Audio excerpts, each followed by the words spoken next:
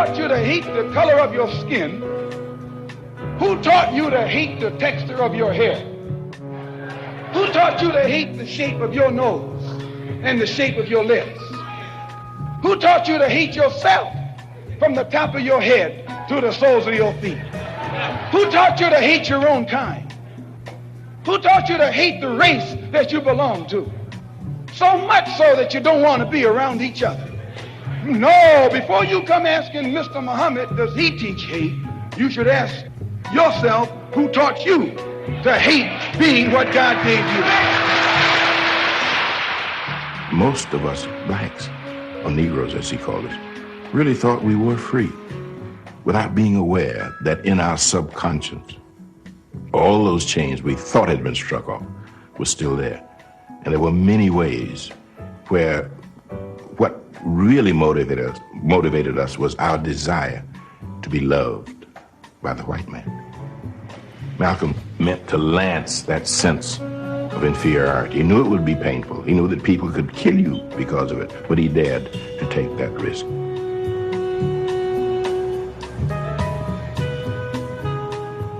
He was saying something over and above that of any other leader of that day, while the other leaders were begging for entry into the house of their oppressor. He was telling you to build your own house.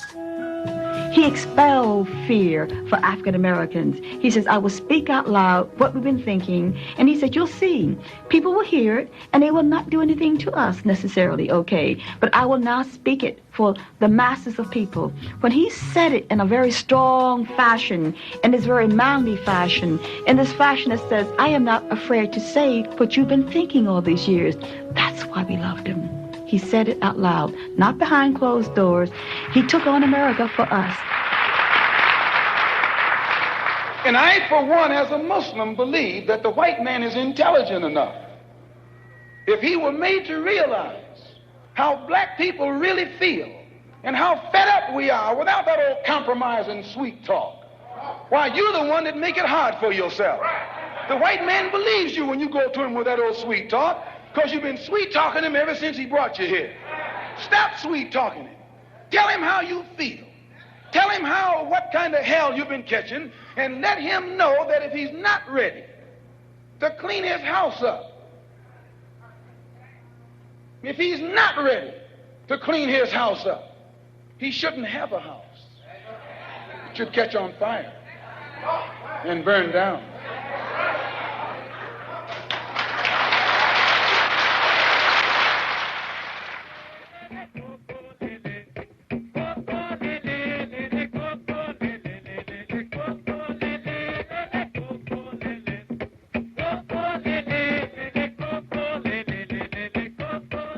On these Harlem street corners, for most of this century, black people had celebrated their culture and argued the question of race in America. It was here that Malcolm first joined the street orators who gave voice to Harlem's hope and its anger. I've taught nationalism, and that means that I want to go out of this white man's country because integration will never happen. You'll never, as long as you live, integrate into the white man's system.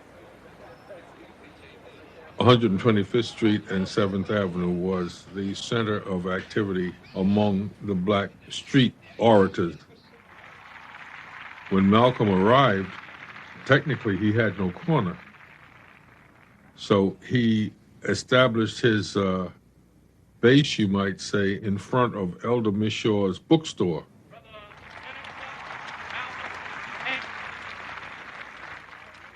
When Malcolm would ascend the little platform, he couldn't talk for the first 4 or 5 minutes.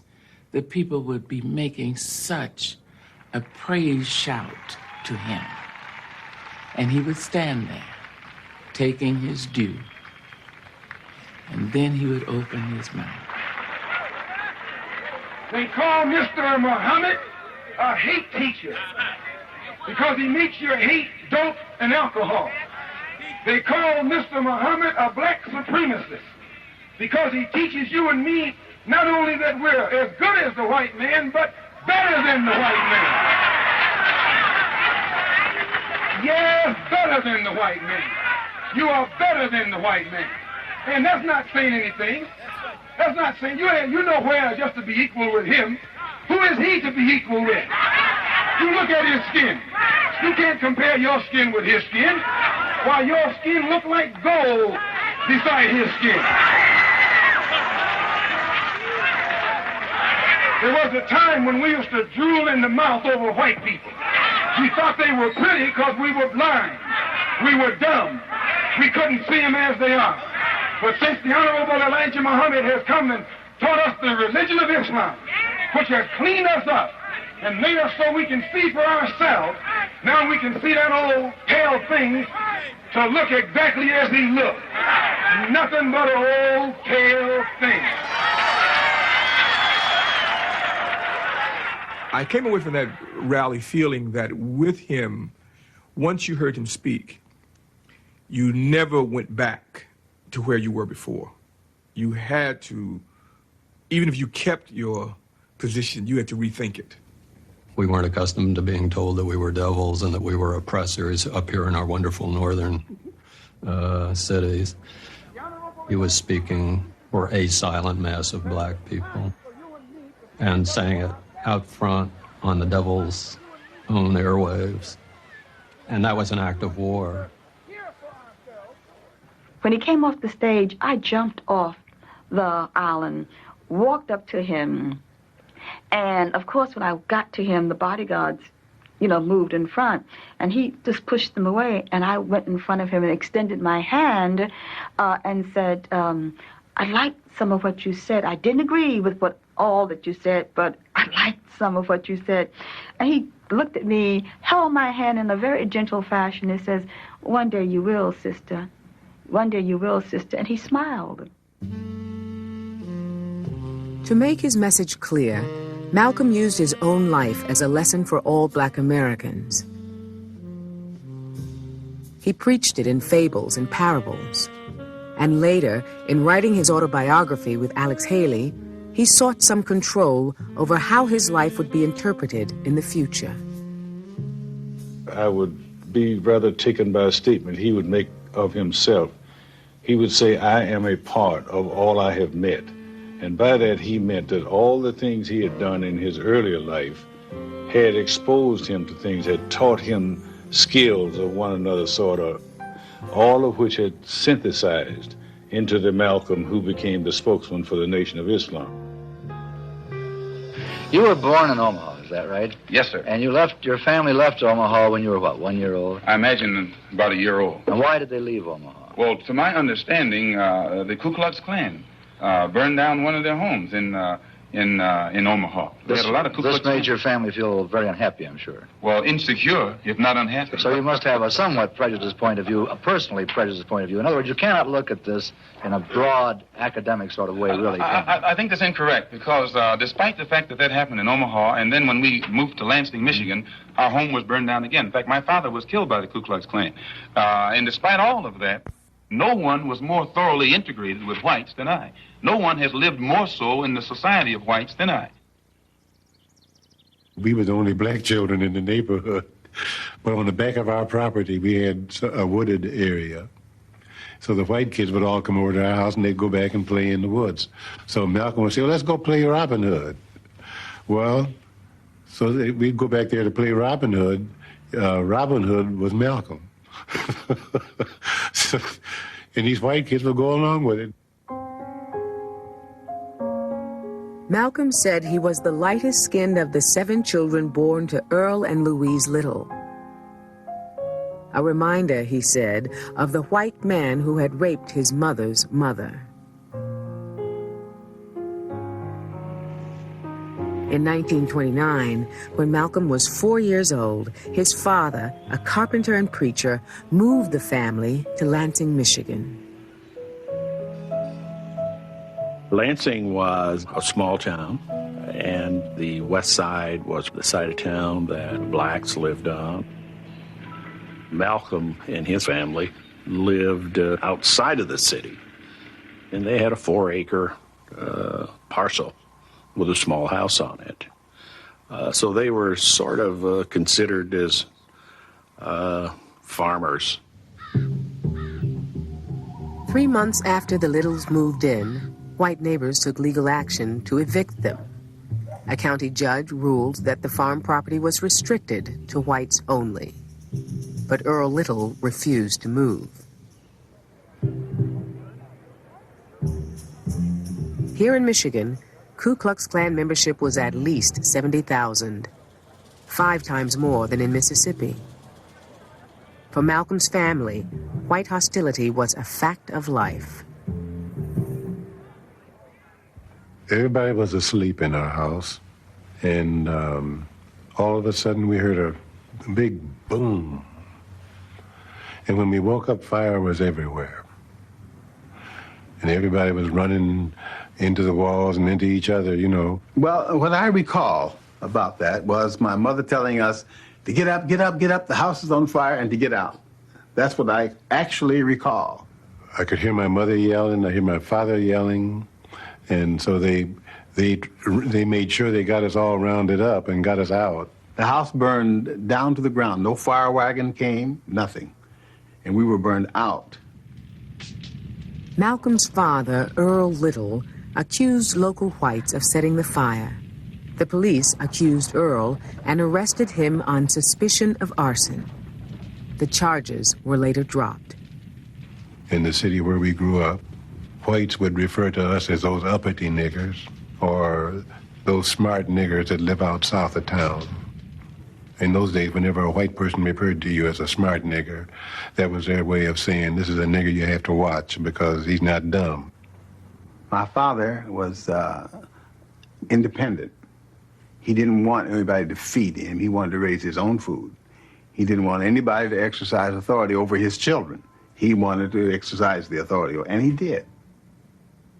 He was always speaking in terms of Marcus Garvey's way of thinking and trying to get black people to organize themselves, not to cause any trouble, but just to work in unity with each other toward improving their conditions. But in those days, if you did that, you were still considered a troublemaker. In the 1920s, Marcus Garvey, a black nationalist, preached that black Americans should build a nation independent of white society. With membership in the hundreds of thousands, Garvey's Universal Negro Improvement Association sought closer ties with African countries. The UNIA had its own flag, its own national anthem, and an African Legion pledged to defend black people at home and abroad. The U.S. Bureau of Investigation labeled Garvey one of the prominent Negro agitators. The federal government deported him in 1927, but Malcolm's parents remained Garveyites. Earl recruited new members. Louise wrote for the Garvey newspaper. My mother is the one who would read to us the Garvey paper, which was called the Negro World. She also would talk to us about ourselves as being independent. We shouldn't be calling ourselves Negroes or niggers, and that we were black people, and that we should be proud to call ourselves black people. What is your real name? Malcolm X. Is that your legal name? As far as I'm concerned, it's my legal name. Would you mind telling me what your father's last name was? My father didn't know his last name. My father got his last name from his grandfather, and his grandfather got it from his grandfather, who got it from the slave master. The real names of our people were destroyed during slavery. Was there any line any point in the genealogy of your family when you did have to use the last name? And if so, what was it? The last name of my forefathers was taken from them when they were brought to America and made slaves. And then the name of the slave master was given, which we refuse. We reject that name today. You mean you won't even tell me what your father's supposed last name was or gifted last name was? I never acknowledge it whatsoever.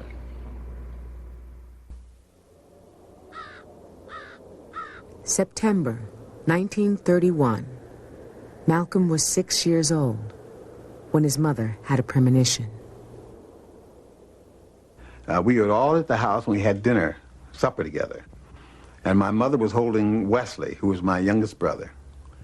And she may have been nursing him because she was at the table, and she fell asleep holding the baby. And my father had gotten up and went in the bedroom to clean up, to go down and collect money.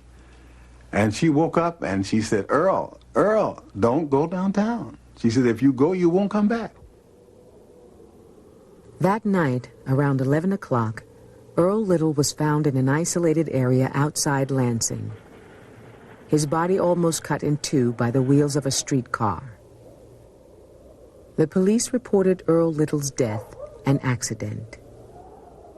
There was a cloud over that whole issue because at the time it was perceived that rather than an accident with a streetcar, that Earl Little had really been pushed under the wheels of the streetcar. As a matter of fact, I remember hearing just that language, that he was probably pushed under the wheels of that streetcar.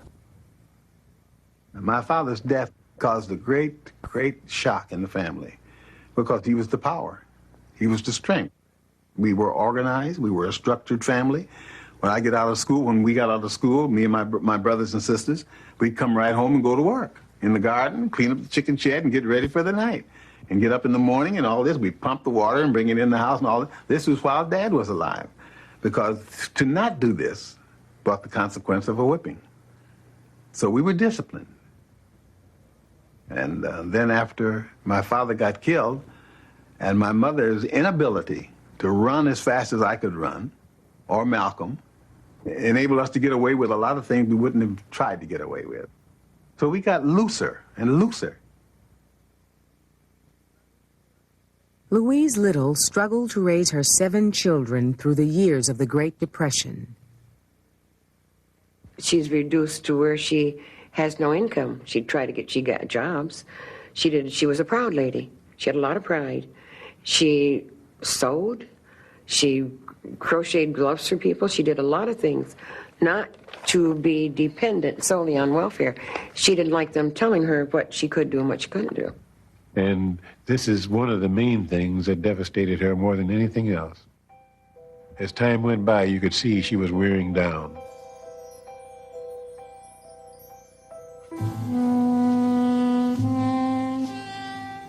For 7 years, as Malcolm grew into adolescence, his mother slowly withdrew from her family. 2 days before Christmas, 1938, Louise Little was diagnosed as paranoid and was sent to Kalamazoo State Hospital.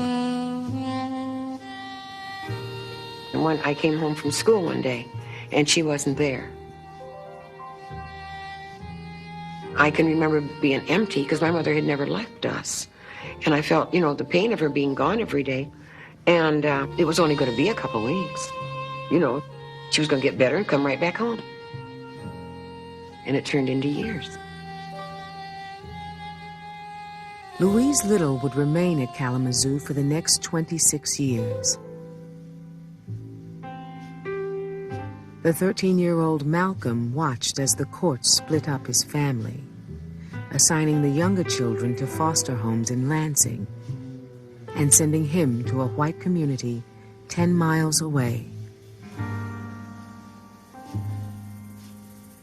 In the past, the greatest weapon the white man has had has been his ability to divide and conquer. If I take my hand and slap you, you don't even feel it. It might sting you because these digits are separated. But all I have to do to put you back in your place is bring those digits together. Here was a man who, in the 8th grade in Michigan, a school where I think he was the only black in his class and one of the very few in the school, had been an outstanding straight A student, who had been, in fact, the president of his class, and all the others were white in the 8th grade. Obviously, he had to be exceptional to be those things. And then you had the Malcolm who had left school and who had gone to Roxbury, Massachusetts, where he had gotten his first exposure to what might loosely be called hustling.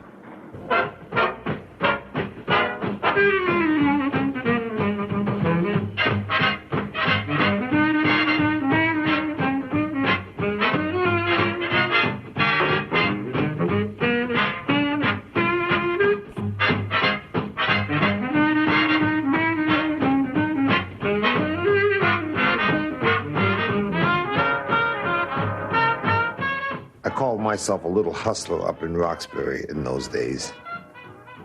And this particular day, Malcolm X had come into Boston and he had on his zoot suit with the wide brim hat with the long 3/4 length coat with the chain that went down to your ankles. I don't know, the last time I recall, Cab Calloway used that outfit for his stage uniform. Now, when Malcolm left Lansing, he had nothing but an old square suit on. White man suit, as I call it. When he came back from Boston, oh, Lord, Malcolm had a zoot suit on and a wide brim hat, a chain from his hat down into his lapel, and he was the talk of the town. Everybody was talking about Malcolm.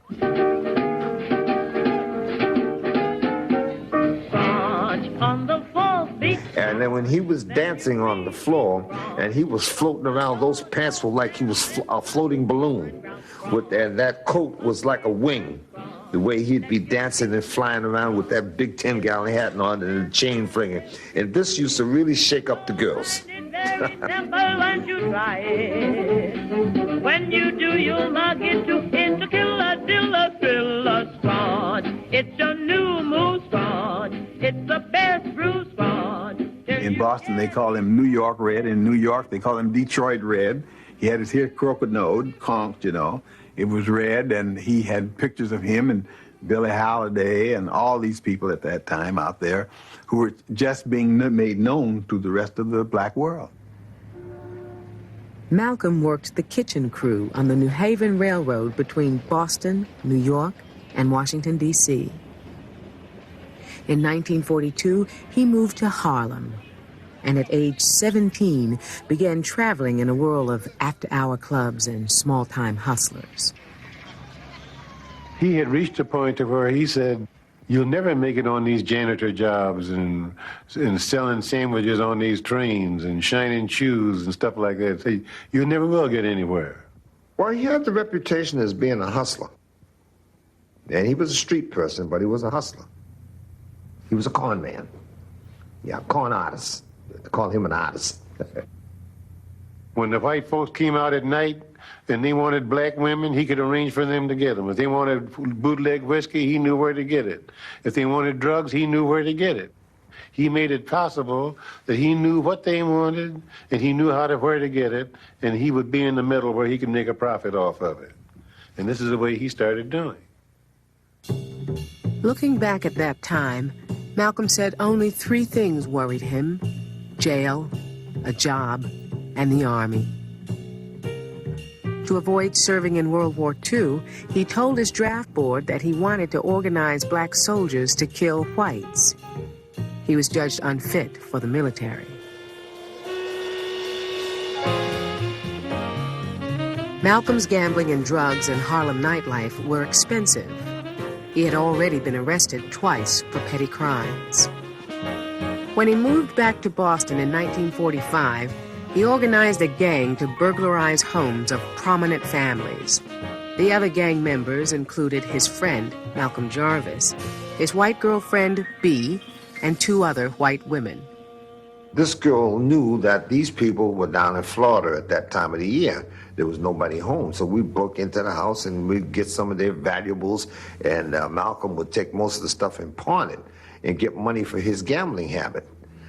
After 2 weeks of doing this, that's when the case broke, when he made the mistake of going to the pawn shop to retrieve a watch with over $1,000 that came out of one of the houses, and that's when he was arrested by 3 policemen. Malcolm Little, Malcolm Jarvis, and the 3 women were charged with breaking and entering. The fact that 2 black men were with white women became an issue in the court.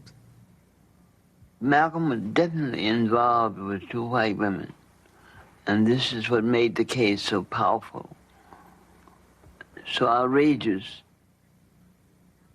The women testified that Malcolm had forced them to participate in the burglaries. The 2 men received a maximum sentence, 8 to 10 years in state prison. When they sentenced us, I went out of my mind. I reached up and grabbed the bars of the cage and I shook them, almost shook them right up off the floor, and I hollered at the judge and I said to him, "You might as well kill me as to give me 10 years in jail." Well, I was what you call a mad Negro. I was one. And I knew what I saw was real. I knew there wasn't anything funny about it. I knew that when they laughed all together, they were laughing, and look what we did. We're doing it to the Negro. Then they had the unintimidated gall to ask the girls before they took them out of there to press charges against us for rape. The girls wouldn't do it. Malcolm Little was 20 years old, facing 8 to 10 years in state prison. He had wandered far from the Garvey pride and independence his parents had preached. He was now prisoner number 22843.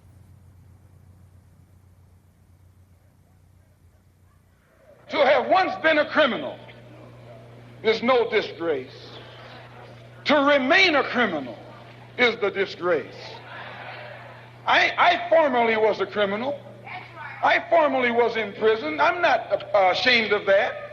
You never can use that over my head. And that he's using the wrong stick. I don't feel that stick.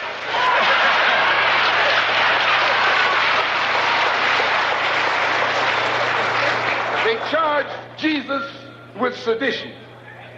Didn't they do that? They said he was against Caesar. They said he was discriminating because he told his disciples, go not the way of the Gentiles, but rather go to the lost sheep.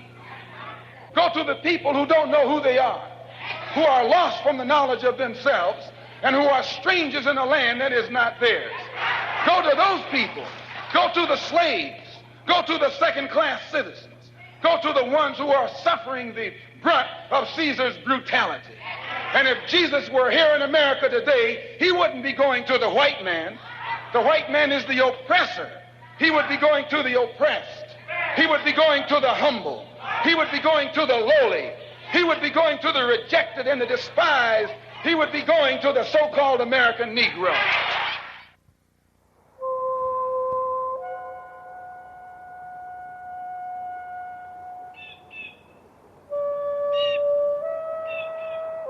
Behind prison walls, Malcolm hustled bets, fed his drug habit, and argued against the existence of God. The men in the cell block called him Satan. But at the same time, encouraged by an older black inmate, Malcolm began reading and taking English courses. Malcolm described vividly prison life, that he was, in effect, lonely and limited, but had plans for, he was going to do a lot of reading. And he certainly did a lot of writing, because I think there were times when he probably wrote to me every week. During the second year in prison, his brothers and sisters wrote to him about what they called the natural religion for the black man. A religion that taught that black people were the original people, that God was black and was called Allah. They told Malcolm they were now a part of the Nation of Islam, followers of the Honorable Elijah Muhammad, the messenger of Allah. I think Islam is one of the greatest religions of all time for our people in America.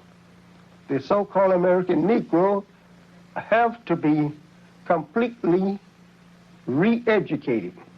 And Islam gives him that qualification that he can feel proud and does not feel ashamed to be called a black man.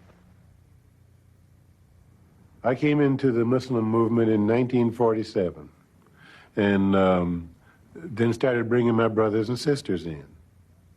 And we already had been indoctrinated with the Marcus Garvey's philosophy. So they didn't have anything to do with convincing us about we were black and should be proud. We were already there when we came in. So I wrote to Malcolm and told him I said to him if he would believe in Allah, that he would get out of prison.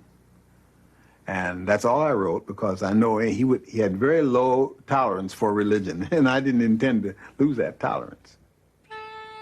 Malcolm's brothers and sisters wrote the young prisoner that black people in America were part of a lost tribe, soon to be delivered out of bondage, and that whites, according to Elijah Muhammad, were a race of devils whose domination on earth was about to end.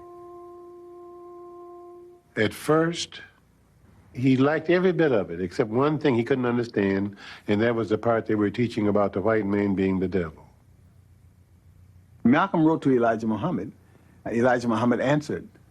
And when he answered, he would cite a portion of Scripture. And then he gave him the key. He said, the Bible is the book, that everything that takes place in that Bible is on this earth. So you don't have to die to go to hell. You can catch hell while you're living. And the white man is the one that's putting that hell on you.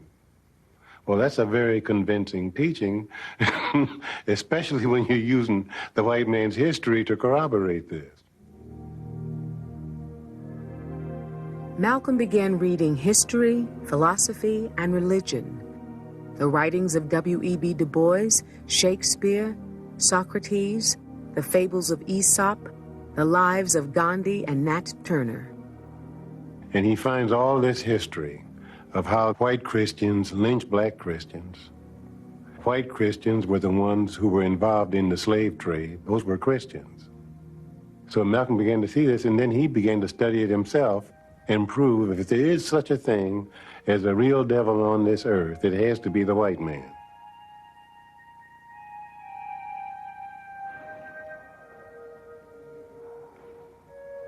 Elijah Muhammad told Malcolm to submit to Allah.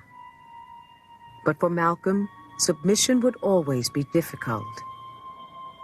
It took a week before he could force himself to bow in prayer.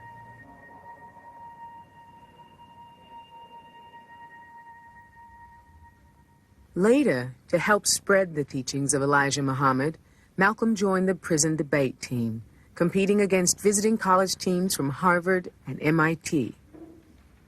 That's when Malcolm's name and fame started spreading amongst the prison population.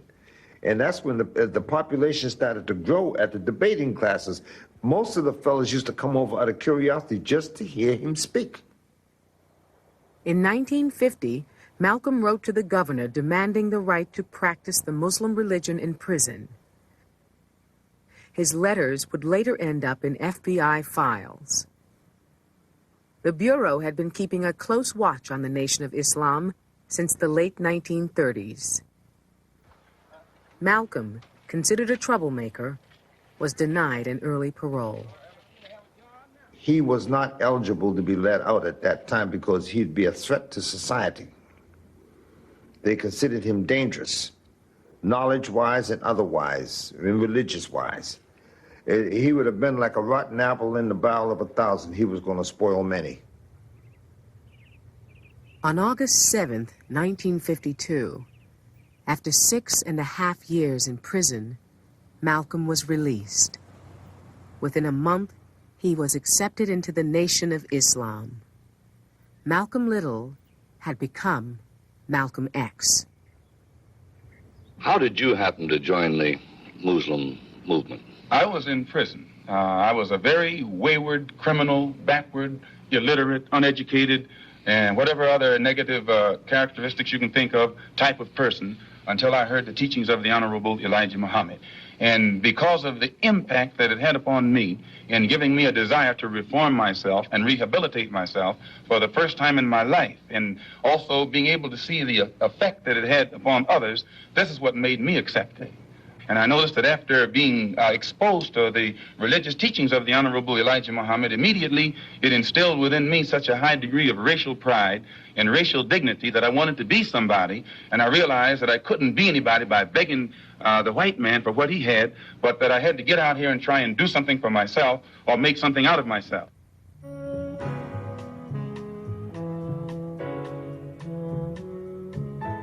The first time I recall seeing Malcolm was at the home of my father, Honorable Elijah Muhammad. And I saw a thin man, tall man, young man, reddish face. If he was just meeting you, the first thing you would get from him is a smile. He said, "This is Wallace." And I smiled with him. I was happy to see him because I had heard about him too. And he said, "The messenger's son, the messenger's son." And he was just so excited about the messenger. Really, it wasn't just seeing Wallace, it was seeing the messenger's son. When Malcolm came out, he was full of fire. He had gotten so full of fire that he got out at the right time in the right place so he could expound. He came to Detroit. He was surprised to find there were such few people in this powerful teaching in his mind. And he says, "I'm surprised that you are sitting here and so many empty seats." He said, "Every time you come out here," he said, "this place should be full." And that excited the Honorable Elijah Muhammad. In the early 1950s, the Nation of Islam was unknown in most black communities. Total membership was believed to be no more than 400 people. Malcolm was sent on the road to spread the message. Within 2 years, he helped organize temples in Boston, Hartford, and Philadelphia. Elijah Muhammad then named Malcolm minister of the most important temple on the East Coast, Harlem's Temple No. 7. Mr. Muhammad knew that Malcolm had the experience, that he knew New York, and he also knew that he was the kind of man, complexion, height, speech, and carriage. All that has to be taken in consideration when you select a man to stand before the people.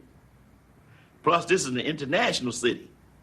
You got to have your best in New York, and this is why Mr. Muhammad selected him.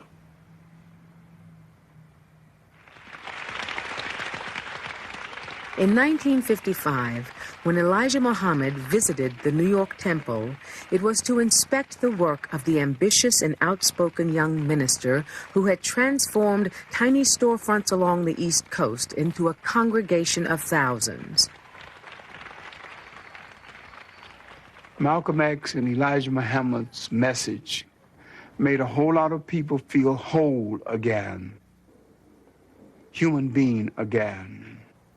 Some of them came out and found a new meaning to their manhood and their womanhood. Had Elijah Muhammad tried to introduce an orthodox form of Arab-oriented Islam, I doubt if he would have attracted 500 people. But he introduced a form of Islam that could communicate with the people he had to deal with. He was the king to those who had no king. And he was the Messiah to those some people thought unworthy of a Messiah. The teachings of the Honorable Elijah Muhammad is like nothing I have ever taken. It's a medicine. Right. You see, right. It's a medicine that has cured me of all my ills. Yes, because I was a sick man. That's right. And when I embraced the teachings of the Honorable Elijah Muhammad, these teachings cured me of these ills. Right. I'm a well man now. Right. And I feel good. That's right. As long as you stay with the doctor, you continue to Yes, feel sir. Yes, right. sir. What about you, brother? How do you feel about the Honorable Elijah Honorable Muhammad? Elijah Muhammad is trying to teach all our original people they are in bad shape. Yeah. Go ahead, brother. Honorable Elijah Muhammad trying to wake them up. Inside Muslim temples, no white people were allowed. Members worked to build a self-sufficient community, founded on strict rules and absolute obedience. The nation set up Muslim schools for its children, teaching mathematics, science, history, and Arabic.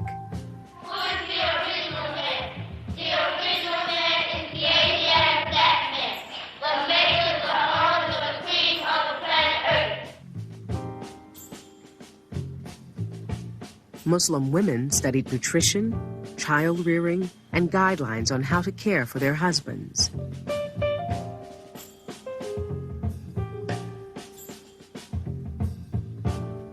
Muslim men studied parental responsibility, history, and religion. The elite corps, called the Fruit of Islam, was trained in hand-to-hand combat and was expected to protect the temples and to punish any members who spoke out against the messenger. I was surprised when I went into a couple of the Muslim families, the faith that they had in Elijah Muhammad and in Malcolm. I asked one father, I said, suppose your son came home one day and told you that he was renouncing the Muslim religion. He said, I would turn him from my door and would never allow him in again. So I asked Malcolm about that. He said, he meant it, and he would do that. And I said, not worry about what happened to his son? No, he wouldn't worry about what happened to him. His allegiance was with Elijah Muhammad. To help expand the Nation of Islam, Malcolm created a newspaper, Muhammad Speaks, and persuaded other black newspapers to carry the Messenger's weekly column. His strength was, once he believed in a thing, he would give everything he had to it, all of his energies. He'd work, he'd become a workaholic. He worked day and night for it. He only required around 4 hours sleep, and many times they wouldn't get that. And you just kind of wonder, how can anybody keep up that kind of a pace? But he did it, day in and day out. Plus, on top of that, he's reading. He's reading papers, keeping up what the news is. He's just a person that's tuned in to life in such a way that he doesn't miss too much of it. At age 32, after devoting 5 years to building the nation, he sought the approval of Elijah Muhammad to marry Sister Betty X, a college-educated member of Harlem's Temple No. 7. In the years that followed, the demands of his ministry allowed little time for his growing family. He sometime, if I could catch him, would have to read to the children.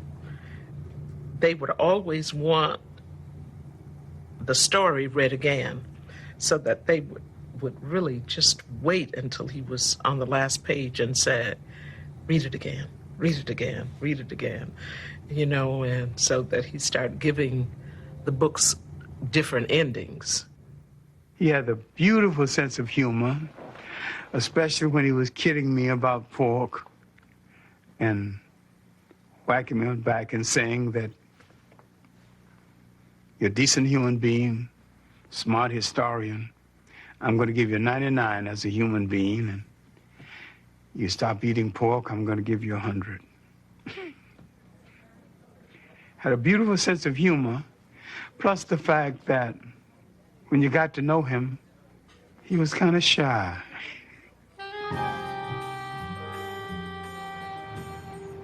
Malcolm was now in the Nation of Islam's inner circle, Elijah Muhammad's most visible representative. He had the messenger's confidence and the loyalty of thousands of Muslims. In a sense, Malcolm had found a father. Elijah Muhammad had found another son.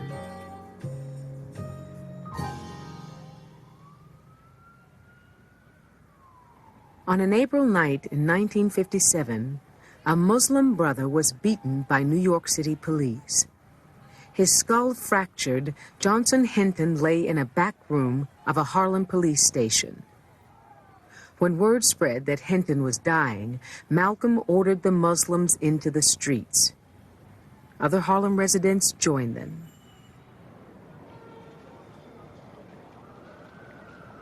The community had endured a long history of police brutality.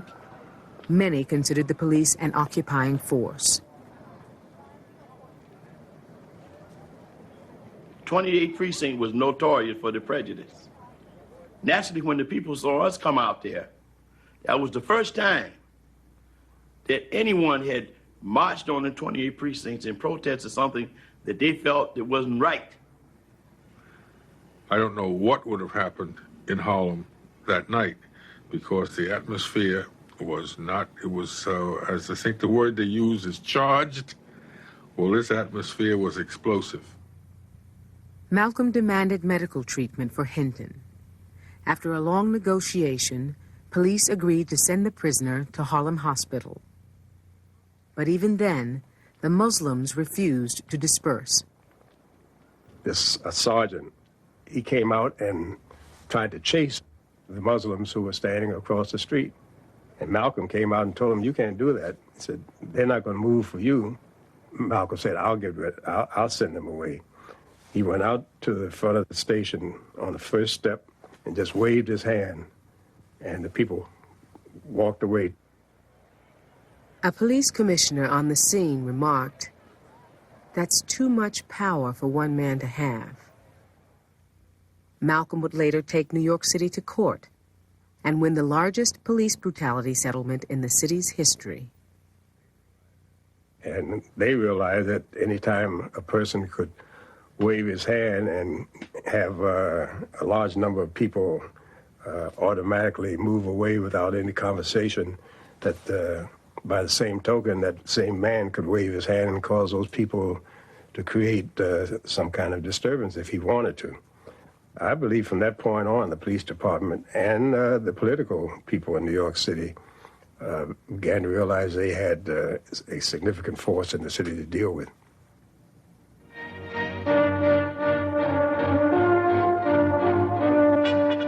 Good evening, I'm Mike Wallace.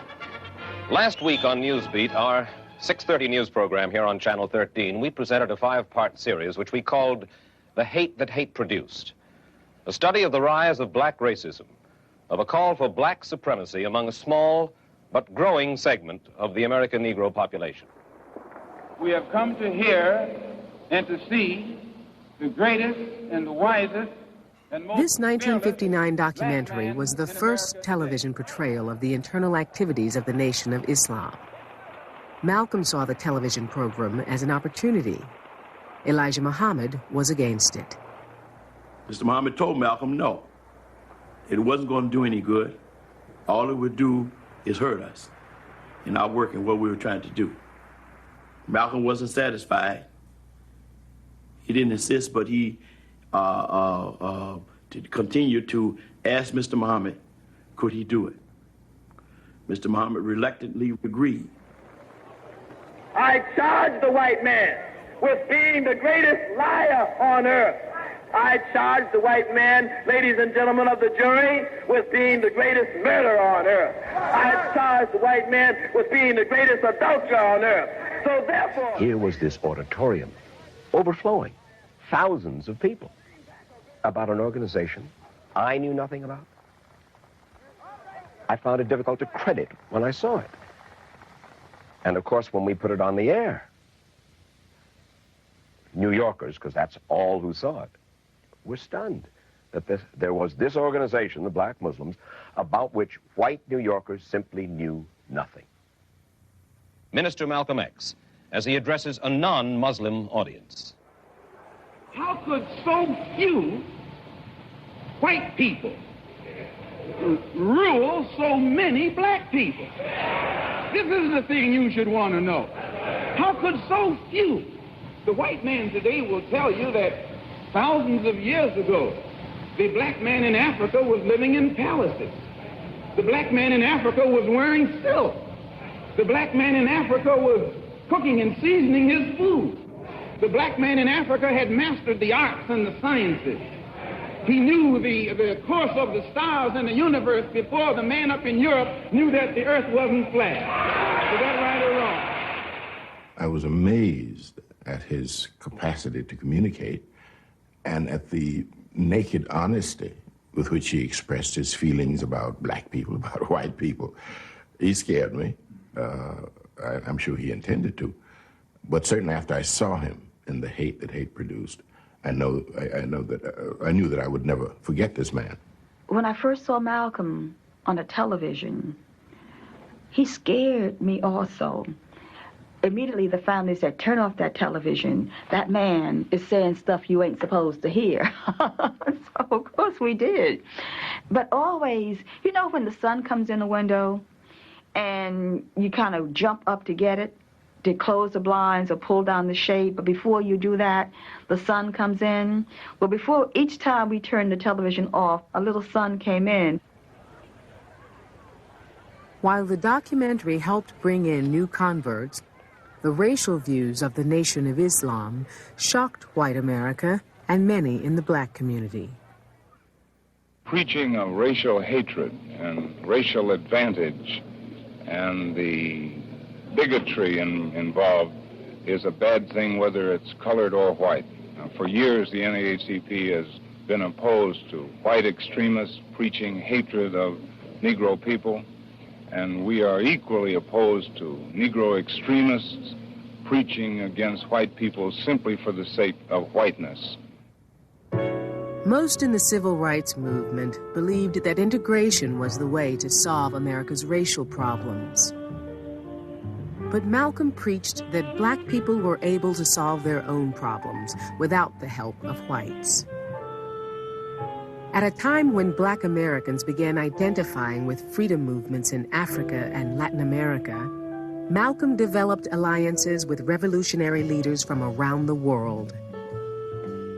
He encouraged black Americans to see themselves not as a minority, but as a part of a world majority. The rise of African nations, concurrent with the spread of the Nation of Islam and the civil rights movement, gave black America a burst of pride over and above anything they had had since the decline of the movement of Marcus Garvey.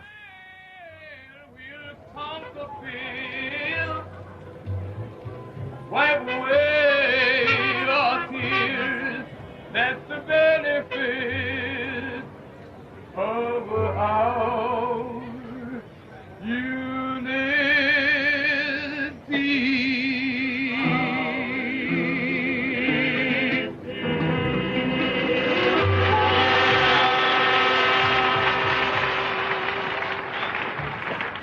They're passing the basket through the crowd. And I think everybody standing here should put $1 in that basket. Don't you think you should? Sure, these are freedom dollars, brother. We're not asking you to give us some money to make us rich. We put up businesses. The Honorable Elijah Muhammad has set up more businesses than any black man in America. The Nation of Islam, with its interlocking corporations, was now reputed to be the largest black-owned business empire in the United States. The Nation of Islam during the early 60s was perhaps enjoying its best days. We were opening restaurants and grocery stores and seeing Muhammad Speaks paper compete with other black papers. We were seeing Malcolm on television kind of frequently. We were proud of him. In our opinion, he was doing an excellent job of representing the Honorable Elijah Muhammad and the Nation of Islam.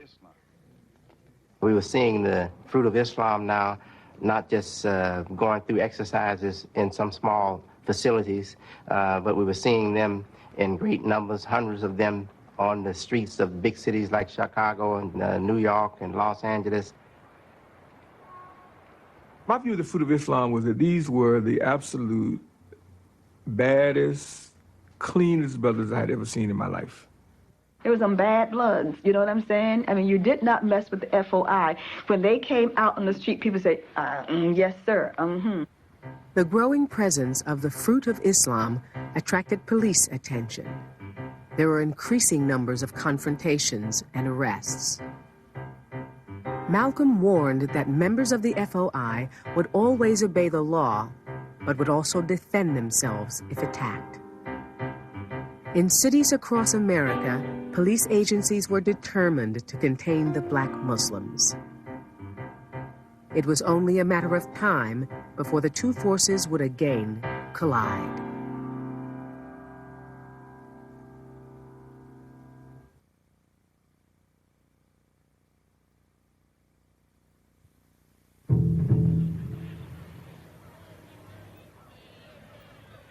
On a spring night in 1962, another confrontation. It began as a stop and search of Muslim men delivering dry cleaning. It ended with a full police assault on the Muslim temple. This time, 8 men were shot, 1 police officer and 7 Muslims. Temple Secretary Ronald Stokes was dead at the scene. I arrived at the mosque in Los Angeles after the shooting took place. And there's great sadness amongst the people. You know. Malcolm was walking back and forth, shaking his head, saying, they're going to pay for it, they're going to pay for it, they're going to pay for it, they're going to pay for it. Anyone breaking our temples, we would defend the temple with our life. The temple is sacred. And those brothers, they acted on what they were taught. And I'm sure that anyone seeing police break into a church would be outraged. This didn't come as a great surprise to us, the fact that they would resist our police officers and cause trouble, because we have been watching this group for a long time, and I think Chief Parker warned some time ago that we might have trouble with them. The Los Angeles Times reported the incident as a Muslim riot and a wild gunfight. But it was never proven that any of the guns fired belonged to the Muslims. Malcolm called for churches and civil rights organizations to form a united front with the Muslims against police brutality. Let us remember that we are not brutalized because we're Baptists. We're not brutalized because we're Methodists. We're not brutalized because we're Muslims. We're not brutalized because we're Catholics. We're brutalized because we are black people in America.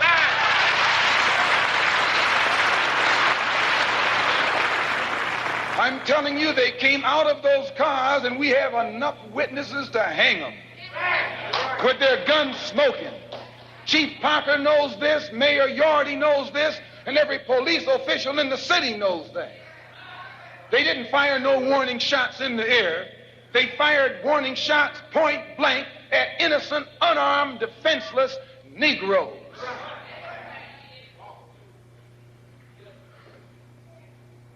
As I say, 2 of the brothers were shot in the back. Another was shot in the shoulder. Another was shot, 2 of them were shot, excuse the expression, through the penis.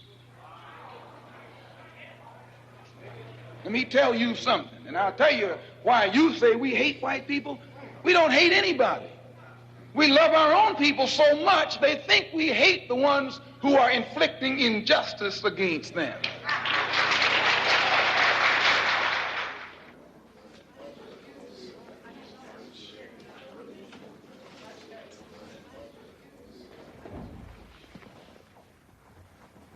Patrolman Donald Weiss, the officer who killed Ronald Stokes, testified that he knew Stokes was unarmed, but that Stokes had raised his hands in a menacing way. The all-white coroner's jury deliberated 23 minutes and found the death a justifiable homicide. 14 Muslims were then ordered to stand trial on assault charges. 11 would be found guilty and sentenced to prison. We were people that said, never be the aggressor, but if someone attacked you, we do not teach you to turn the other cheek. There were Muslims who were not from the East Coast, but from other parts of the country that was actually ready to go out there and kill those police officers, even though they may have been killed in the process of doing it. But that's how strong the attitude of Muslims was against those brothers just being shot like that.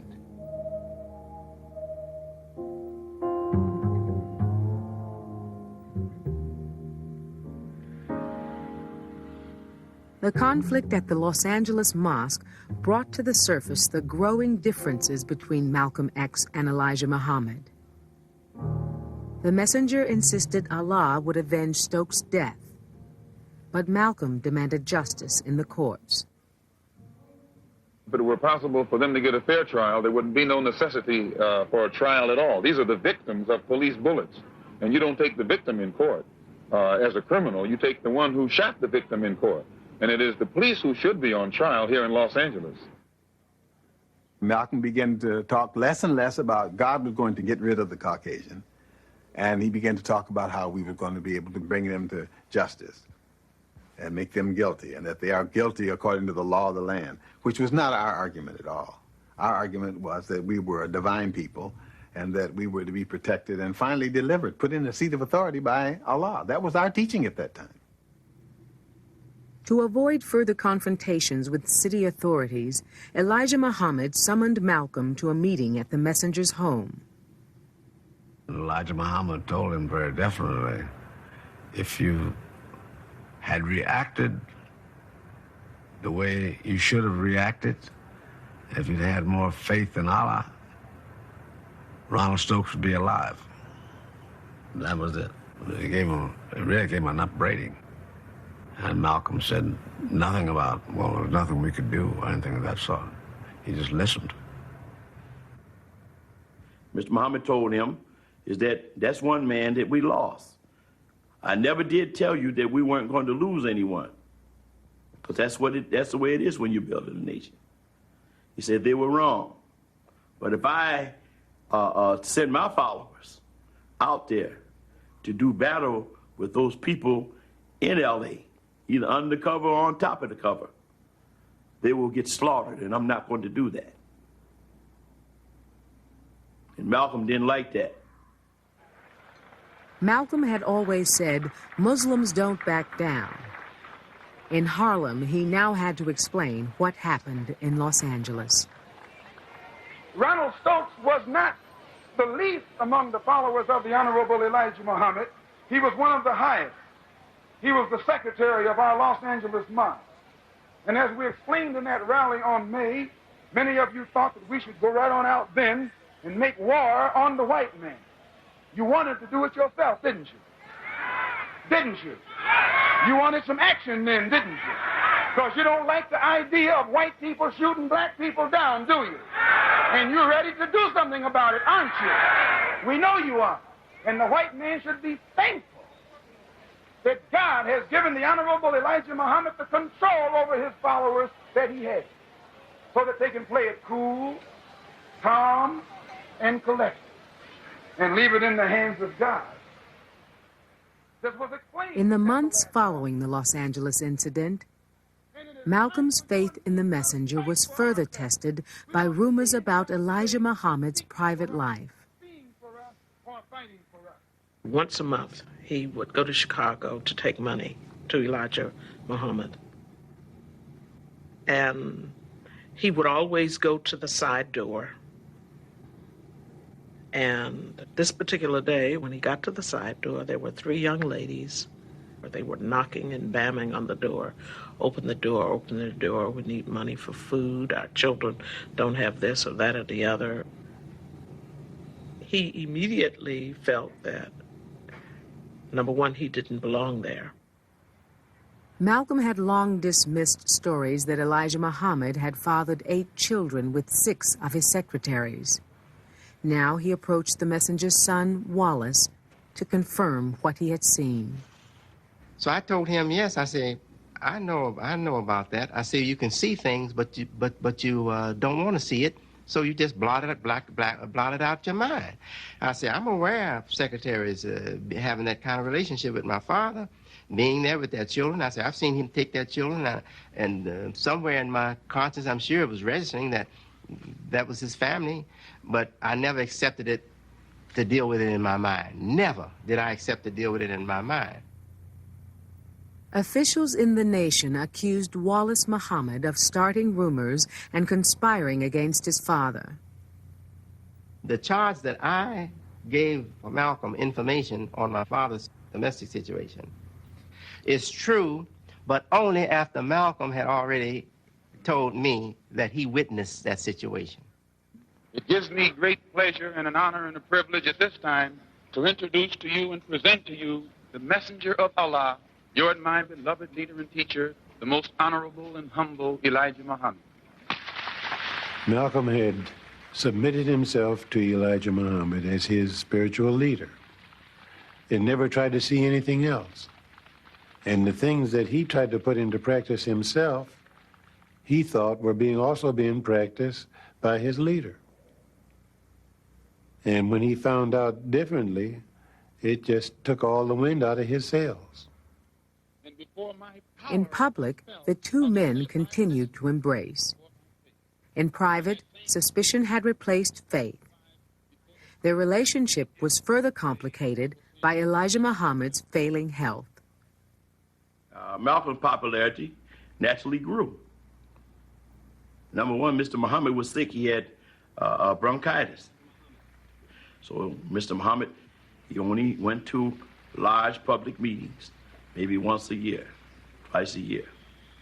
That was it. All the rest of the time, Malcolm was going everywhere.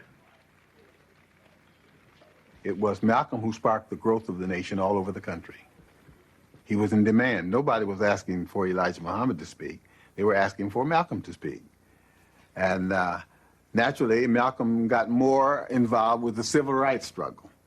And his argument became more an argument that you would expect from someone who was in the civil rights struggle than you would for someone who was following the Honorable Elijah Muhammad.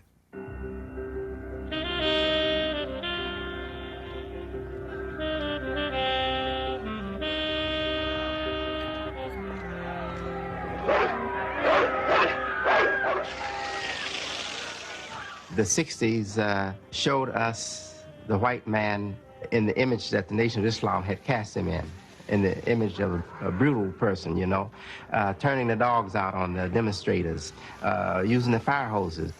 So all this helped the Nation of Islam's charge against the white race.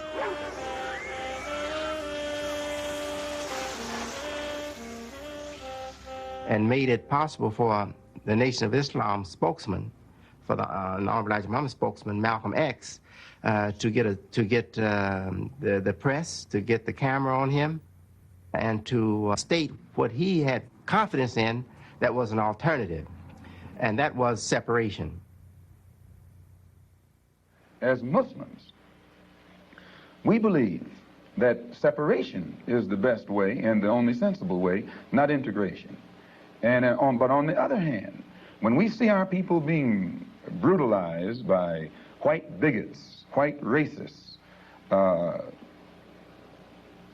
we think that they are foolish to allow themselves to be beaten and brutalized and do nothing whatsoever to protect themselves.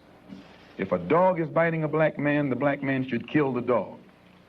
Whether the dog is a police dog, a hound dog, or any kind of dog. If a dog is fixed on a black man, when that black man is doing nothing but trying to take advantage of what the government says is supposed to be his, then that black man should kill that dog or any two-legged dog who fixed the dog on him. When Malcolm talks, one of the Muslims talk, they articulate for all the Negro people who hear them, who listen to them, they articulate their suffering. The suffering which has been in this country so long denied. That's Malcolm's great authority over any of his audiences. He corroborates their reality. I was probably about 14 years old, and I was involved in demonstrations at this construction site. The community was demanding integration of the workforce. We realized that Malcolm had come to watch the demonstration. When my shift changed, I went across the street to talk to Malcolm. We had quite an argument that morning. And he tried to explain to me what was wrong with my laying down on the ground in front of a cement truck. And Malcolm said, if these are people who could lynch black people, murder black children, enslave people, why couldn't they run over somebody with a truck? And he said, oh, they'd say it was an accident. He'd say, oops, my foot slipped. But you'd be just as dead. And when he left and I turned around to go back across the street, I went back and I got on the picket line, but I never laid down in the street in front of a truck again. We were sitting across this table at the Shabazz Frosty Cream and talking about race relations in America, and Malcolm at one point said, okay, what's your solution? And he was not asking me for advice. He just wanted to sort of put me on the spot for a moment, I think. And I was, at the time, under the spell of Dr. King and his notion of the beloved society, which would be colorblind, in which color would not be a disability for anybody. It wouldn't disappear, but it wouldn't be a disability. And Malcolm just kind of looked back at me and said, you're dreaming. I haven't got time for dreams. The goal of Dr. King is full equality and full rights of citizenship for Negroes. The goal of Dr. Martin Luther King is to give Negroes a chance to sit in a segregated restaurant beside the same white man who has brutalized them for 400 years. The goal of Dr. Martin Luther King is to get Negroes to forgive the people who have brutalized them for 400 years by lulling them to sleep and making them forgetting what those whites have done to them. But the masses of black people in America today don't go for what Martin Luther King is putting down. As you said in one of your articles, it's psychologically insecure or something of that sort. I forget how you put it. But you didn't endorse what Martin Luther King was doing yourself. I do not reject his goals of full integration and full equality rights for American citizens. Do you reject these goals? If you don't think that he's walking on the right road, I'm quite sure you don't agree that he'll get to the right place. We were aware or felt that it was somewhat dangerous to be too closely associated to Malcolm. He was saying some pretty rough things, particularly about whites, and those of us who wanted to keep peace with the white world, some of us, had our jobs out in the white community, we didn't really want to get too close to Malcolm. It has been suggested also that this movement preaches a gospel of violence. No, the black people in this country have been the victims of violence at the hands of the white man for 400 years. And following the ignorant Negro preachers, we have thought that it was godlike to turn the other cheek to the brute that was brutalizing us. And today, the Honorable Elijah Muhammad is showing black people in this country that just as the white man and every other person on this earth has God-given rights, natural rights, civil rights, any kind of rights that you can think of when it comes to defending himself, black people we should have the right to defend ourselves also.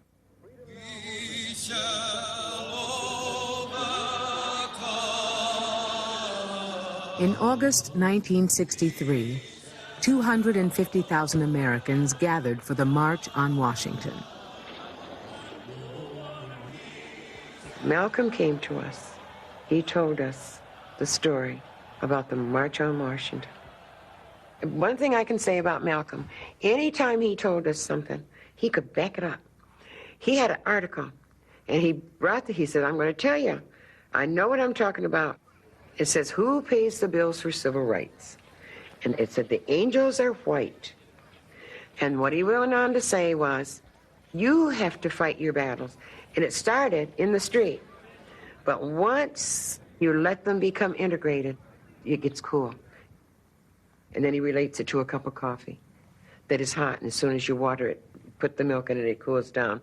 And these analogies Malcolm used sometimes were funny, but they got home. They hit home.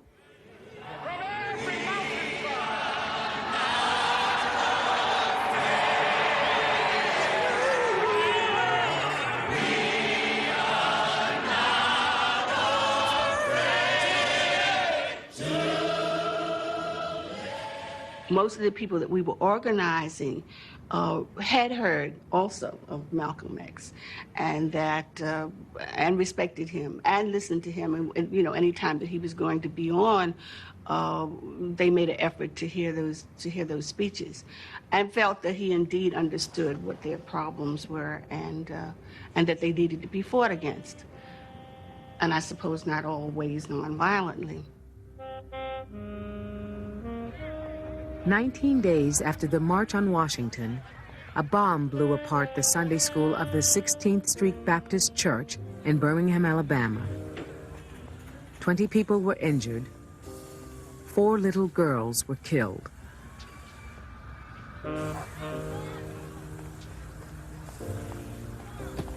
Here you're talking about bombing a church and killing 4 little girls. And the feeling of anger and not being able to do something or not doing something was I remember was tremendous. A lot of us sort of became dissatisfied because, and Malcolm really became somewhat dissatisfied. He never spoke of it, that we weren't doing anything to help the our people who were being brutalized by the whites and the police during the civil rights movement. We felt that we should have gotten involved.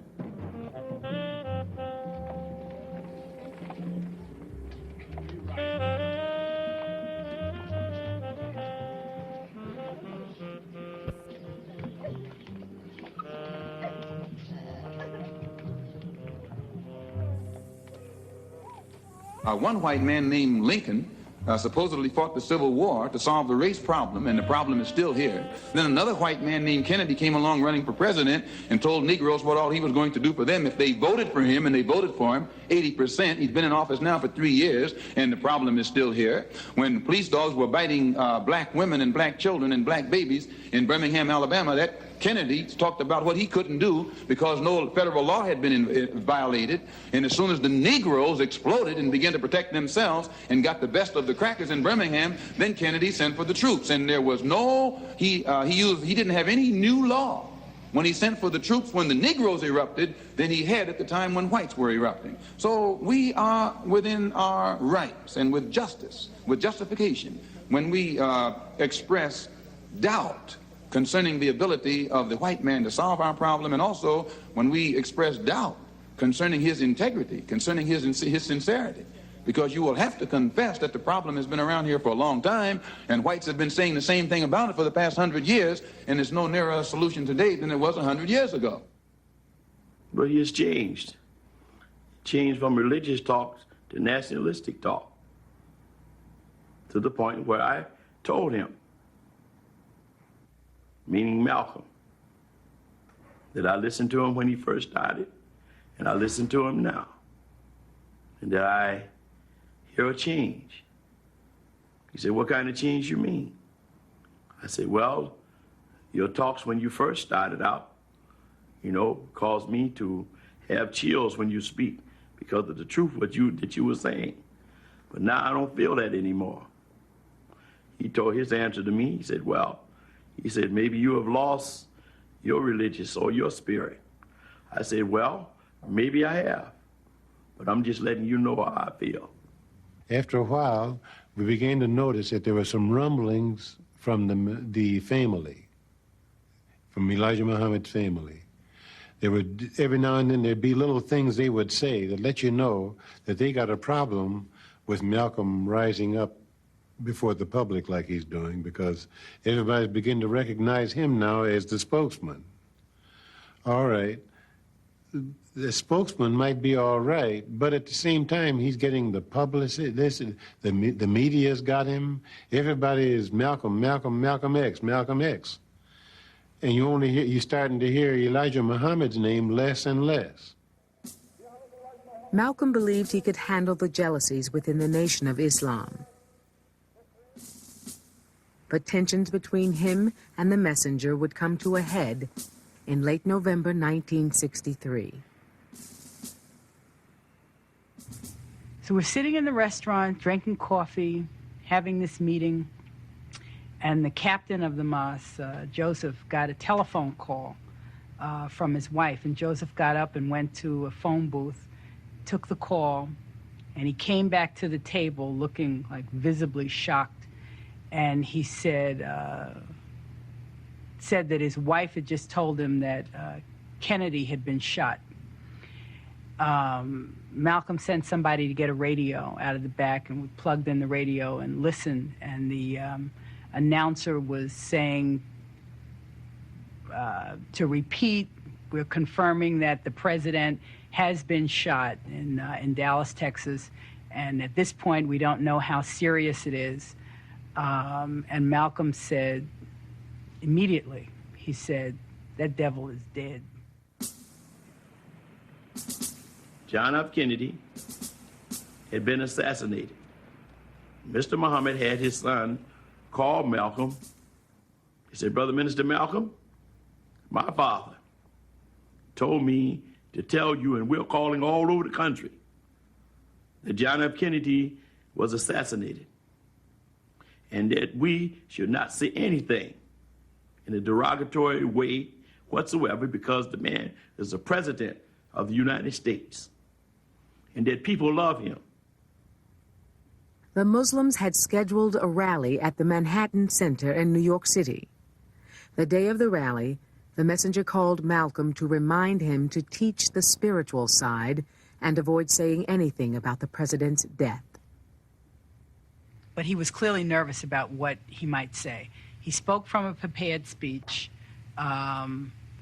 never specifically mentioned Kennedy, but then, as if courting disaster, he opened the floor up to questions. Normally he would speak, but he wouldn't ask for question and answer. But this day, he asked for question and answer. And he went into this litany, comparing other leaders around the world who had somehow suffered at the hands of the United States government or its agents, and how that compared to what had just happened to Kennedy. And he said, Patrice Lumumba died, and his wife became a widow. His people had their leader cut down, and the U.S. government had been involved in doing that. And he went through a string of these, always winding up with the involvement of the United States government. So that the final point, that when you do those kinds of things all around the world, you set up a situation, an atmosphere, an environment in the world. And sooner or later, those chickens come home to roost. When he answered, I was really took back. I didn't understand that. And he answered the question. He said, I know I'm going to get in trouble for this, but as far as I'm concerned, it's a case of the chickens coming home to roost. Naturally, John Ali, the national secretary, was there. And that's how Mr. Muhammad got the news so fast. This statement is from Messenger Elijah Muhammad, the leader of the Muslims in America. Minister Malcolm Shabazz, addressing a public meeting at Manhattan Center in New York City on Sunday, December the 1st, did not speak for the Muslims when he made comments on the death of the president, John F. Kennedy. He was speaking for himself and not Muslims in general. And Minister Malcolm has been suspended from public speaking for the time being. While the Nation of Islam publicly grieved for the slain president, the leadership announced the silencing of Malcolm X for 90 days. He was to give no speeches and to have no contact with the press. We were doing a lot of Kennedy stories, and there was going to be a little one talking about Malcolm having been suspended. I was expecting pick up the phone, I'd get a quote, and that would be it. In this case, he held me on the phone for longer than I had expected, and he sounded upset. He sounded worried, and it was the first time I had ever sensed vulnerability in this guy who I had always been accustomed to thinking of as an extremely strong man. Newspapers predicted a power struggle within the Nation of Islam. It was later learned the FBI fed stories to local reporters in an attempt to deepen the rift between Malcolm and Elijah Muhammad. Malcolm, isolated and exhausted, accepted an invitation to Miami, where young heavyweight contender Cassius Clay was training for his championship bout against Sonny Liston.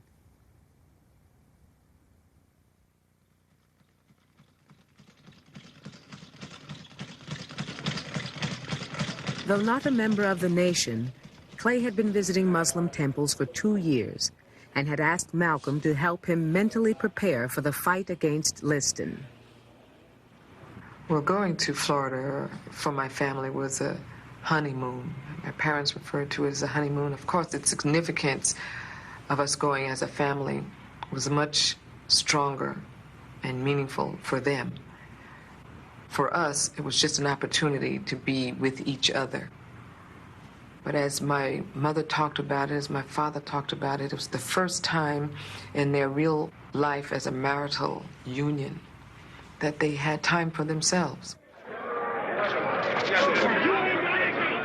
Malcolm offered to bring Cassius Clay into the Nation of Islam in exchange for his own reinstatement. But the nation's hierarchy ignored Malcolm's offer.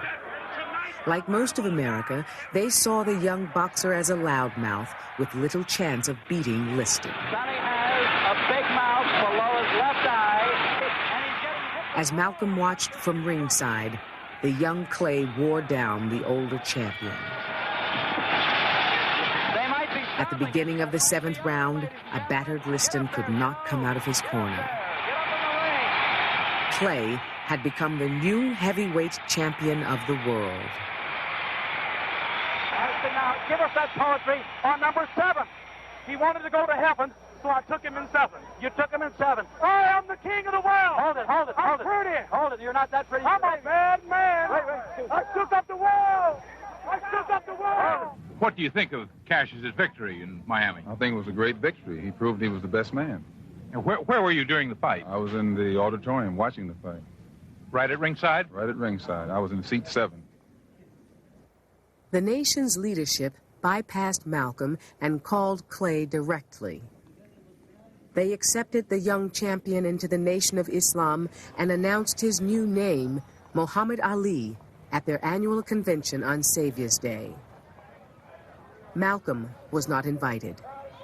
In his place, introducing Elijah Muhammad, was Malcolm's former protege, the minister from Boston, Louis X.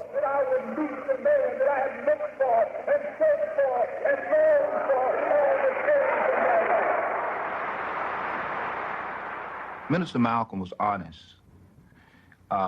He was sincere. He was dedicated to the uplifting of African-American people.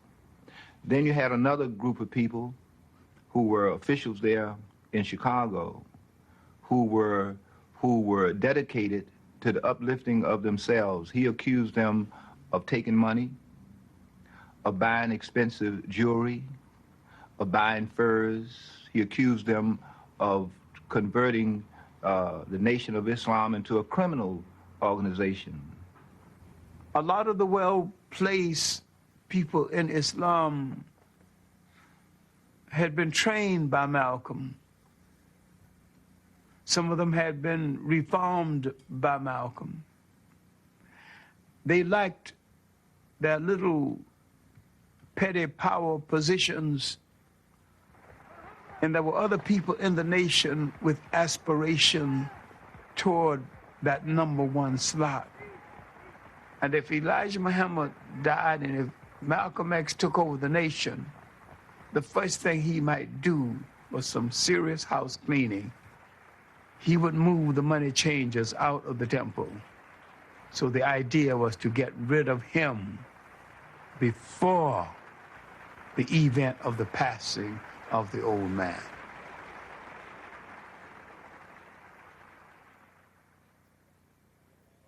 On March 8, 1964, Malcolm announced he was leaving the Nation of Islam.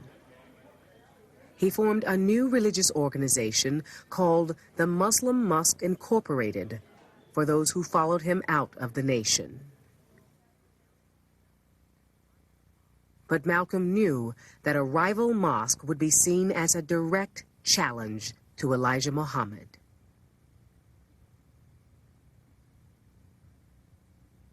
And he comes into this very room, and he sits there, and we talk to him. He says, first of all, that he had arrived early, but because he was ahead of time, he'd driven around the block a couple of times. He wanted to be exactly on time, and he was. We sat and listened. We didn't have any questions. We knew what the anguish was. We knew what was happening.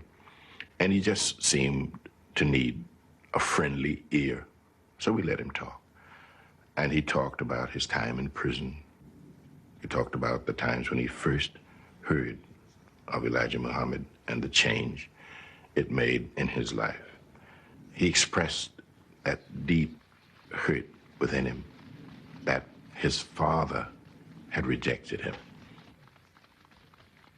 And as he sat there, it was evident that if Elijah Muhammad had just done that at that moment, whatever the differences were between them, Malcolm would have been off and running. Malcolm was certainly a beloved son of the Harlem community, and people were interested in his side of the story. Elijah Muhammad was somebody in a picture on the wall, someone whose name was mentioned, but Harlem didn't know him. They knew Malcolm and loved Malcolm and remained loyal to Malcolm long after that split. So what you and I have got to do is get involved. You and I have to be right there breathing down their throat. Every time they look over their shoulder, we want them to see us. We want to make them pass the strongest civil rights bill they've ever passed. Because we know even after they pass it, they can't enforce it. In order to do this, we're starting a voters registration drive. We have to get everybody in Harlem registered, not as Democrats or Republicans, but registered as independents. If you don't have the sense of responsibility to get registered, we'll move you out of town. Malcolm called for an aggressive plan, not only to gain political power, but to move black people towards total control of their community. It's going to be the ballot or the bullet. Other ethnic groups, other ethnic and racial groups come into our community and own the stores. They run the schools. They run the supermarkets. They own the movie theaters. They own the almost anything in the community that is generating income is owned by outsiders. My personal economic philosophy is also black nationalism, which means that the black man should have a hand in controlling the economy of the so-called Negro community. He should be developing the type of knowledge that will enable him to own and operate the businesses and thereby be able to create employment for his own people, for his own kind. And the social philosophy also is black nationalism, which means that instead of the black man trying to force himself into the society of the white man, we should be trying to eliminate from our own society the ills and the defects and make ourselves likable and sociable among our own kind. Malcolm's whole agenda was different. He was about total independence. He was about self-determination, self-reliance, self-defense when necessary. And, of course, he was still fighting for the same thing that the others were, for justice. And so I felt Malcolm is a person I want to follow. The growing popularity of Malcolm's new movement challenged those who remained loyal to Elijah Muhammad. I didn't feel that I would have been a very good believer in Islam if I had just, because my own brother had left or whatever he had done, that I would leave. I wasn't that kind of a follower. Yeah. I would never have tried to coax Malcolm back. But at the same time, I would have gone on teaching because I was cleaning people up and I was making people that were indecent, decent, and I liked that. Now at this time, Minister Philbin. Ordinarily, I would not suggest the airing of differences between brothers to outsiders, and especially over a news media. But because of the grave consequences of recent events, I submit to this medium. Because I, Filbert X, a minister of Muhammad's Mosque of Lansing, Grand Rapids, Flint, and Muskegon, Michigan, love Islam, our teacher, the Honorable Elijah Muhammad, and all of his followers, I think someone should say something to speak out against the acts of my blood brother Malcolm. The purpose of making that statement was to fortify the Muslims. So I wanted to talk to the Muslims for the point, and that's why I was brought to Chicago, to make a statement that would strengthen the Muslims. So I went forth to talk about Islam and how it is my regular teaching. But when I got ready to make my statement, John Ali put a paper in front of me and told me I should read that had been prepared for me to make.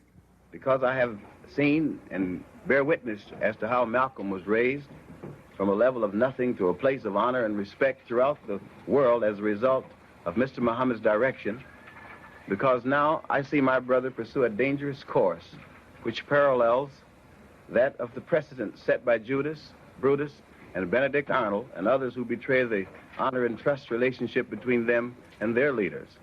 Because I am aware of the great mental illness which besets, unfortunately, many in America, and which besetted my mother, whom I love, and many of my other brothers, and which now may have taken another victim, my brother Malcolm. If I had read it, I wouldn't have read it over the air, you see. If I had looked at it, I wouldn't have read it over the air. And I asked John Ali about it. And he said, that's just a statement that was prepared for you to read.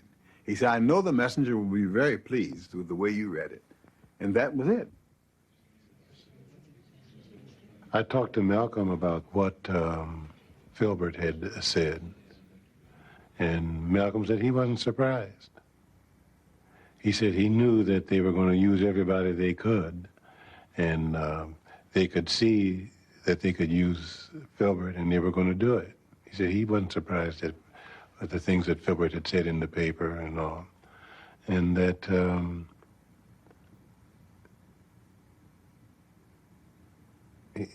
he was angry that Filbert would do that, but he wasn't surprised at it.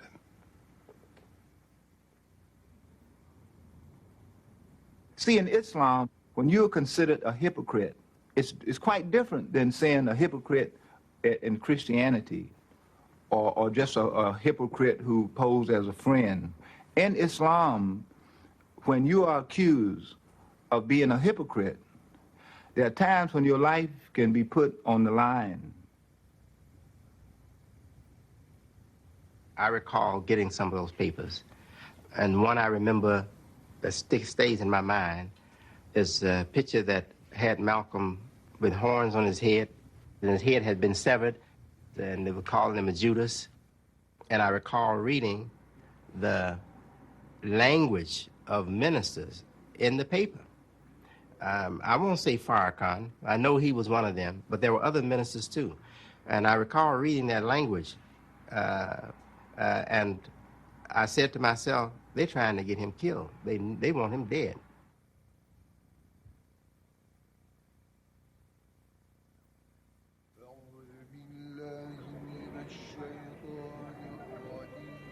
In April 1964, Malcolm traveled to Saudi Arabia. For some time, he had been studying Orthodox Islam.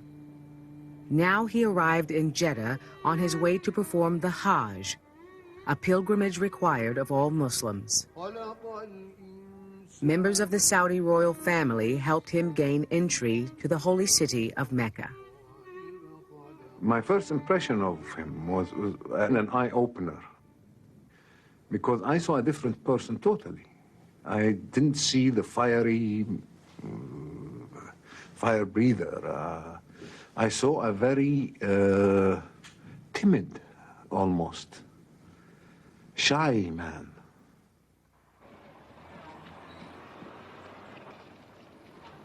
When a person performs a Hajj, there are certain rituals through which he has to go. All people have to dress in the same simple way. And as such, you cannot distinguish during the Hajj any people on account of their status, on account of their national origin. It is a demonstration of human brotherhood.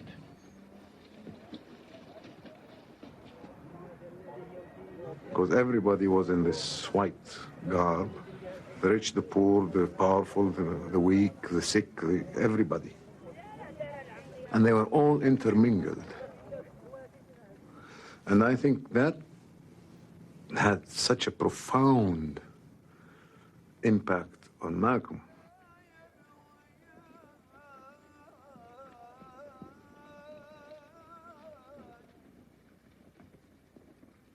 Greetings from the holiest and most sacred city on earth. I often think of the warm friendliness of your wonderful family, Brother Malcolm. Greetings from the ancient land of Arabia. Allah has blessed me to visit the holy city of Mecca, where I witnessed pilgrims of all colors, and all colors is underlined, from all parts of this earth, displaying a spirit of unity and brotherhood like I've never seen before. It is truly a sight to behold. El Hajj Malik El Shabazz, and I guess maybe he thought I wouldn't know who that was, so in parentheses he has Malcolm X. Malcolm's letters to his followers made news back in America and raised the question, had he changed his position on race? He does speak of brotherhood, the brotherhood of all races, colors, and so on in the Holy Land. He says there were tens of thousands of pilgrims from all over the world. They were of all colors, from blue-eyed blondes to black-skinned Africans, but were all participating in the same ritual, displaying a spirit of unity and brotherhood that my experiences in America had led me to believe could never exist between the white and the non-white. But he has backtracked a little from the position that all white men are devils if he's saying that. I wouldn't say that he is backtracked. One can make an adjustment in one's direction without it being backwards. If when you say that he is backtracked, it seems as though that you imply you would prefer that he call white people devils and not to call them devils, that he's going in the wrong direction. Nobody likes to be called a devil. Oh, well, then you wouldn't consider it a backtrack if he stopped calling white people devils, then would you? After his pilgrimage, Malcolm spent 3 weeks in Africa. On May 21st, 2 days after his 39th birthday, he returned to New York. Malcolm, have your experiences with white-skinned Muslims in Africa and the Middle East made you feel that relations between Negroes and whites who are not Muslims is any more possible? When I was on the pilgrimage, I had close contact with Muslims whose skin would in America be classified as white, and with Muslims who themselves would be classified as white in America. But these particular Muslims didn't call themselves white. They looked upon themselves as human beings, as part of the human family, and therefore they looked upon all other segments of the human family as part of that same family. Well, now, they had a different look or a different air or a different attitude than that which is reflected in the attitude of the man in America who calls himself white.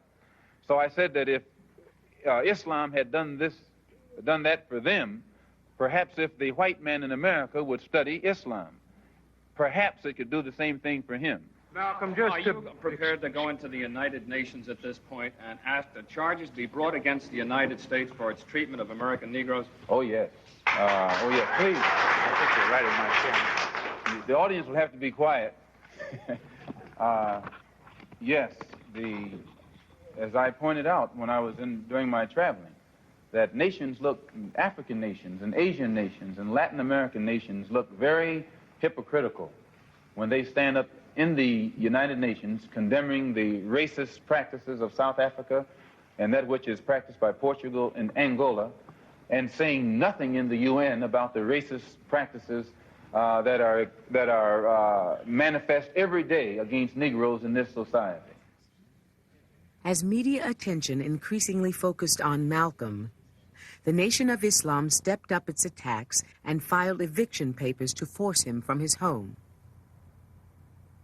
Malcolm in the spring and early summer of 1964 was in a desperate situation with the Nation of Islam, and the one weapon he had left was his knowledge of the messenger's indiscretions with various women who were working for him as secretaries. He called one guy at the New York Herald Tribune and tried to interest him in the story. It was considered libelous, so they wouldn't do it. When Malcolm appeared in court to challenge the eviction proceedings, he used the trial to reveal the private affairs of Elijah Muhammad. Why are they threatening your life? Well, primarily because they're afraid that I will tell the real reason that I'm out of the black Muslim movement, which I never told. I kept to myself. But the real reason is that Elijah Muhammad, the head of the movement, is the father of 8 children by 6 different teenage girls, 6 different teenage girls who were his private personal secretaries. That was the serious thing, most serious thing, and to charge the Honorable Elijah Muhammad with such would be really to take your own life and take your life in your own hands. You know, you would be risking your life. I'm just being plain. I'm being open and plain with you. It would really mean that somebody might kill you in the Nation of Islam. Are you not perhaps afraid of what might happen to you as a result of making these revelations? Oh yes, I probably am a dead man already.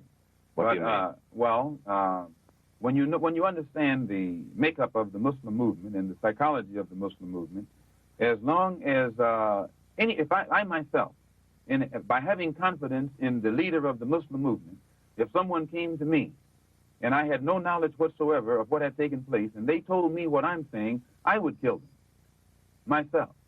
The only thing that would prevent me from killing someone who made a statement like this, they would have to be able to let me know that it's true. Now, if anyone had come to me other than Mr. Muhammad's son, I never would have believed it, even enough to look into it. But I had been around him so closely, I had seen indications of the reality of it, but my religious sincerity made me block it out of my mind. At the Audubon Ballroom in Harlem, Malcolm announced the formation of a political group modeled after the Organization of African Unity overseas. Assalamu alaikum. Brother Malcolm formed the Organization of Afro-American Unity for those of us who were interested in his political, economic, and cultural programs. I think he was aware that there were people out there, you know, from his travels around, that there were people out there who wanted to work with him, but who were not prepared to become Muslims in order to do so. One of the first things that the independent African nations did was to form an organization called the Organization of African Unity. This organization of Afro-American Unity, which has the same aim and objective, to fight whoever gets in our way.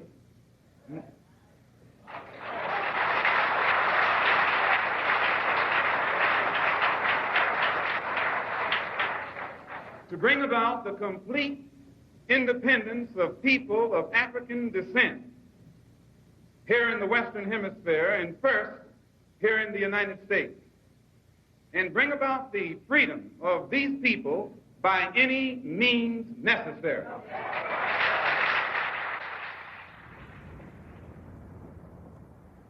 In July 1964, Malcolm was invited to join heads of state from Africa and the Middle East at the Organization of African Unity Conference in Cairo, Egypt.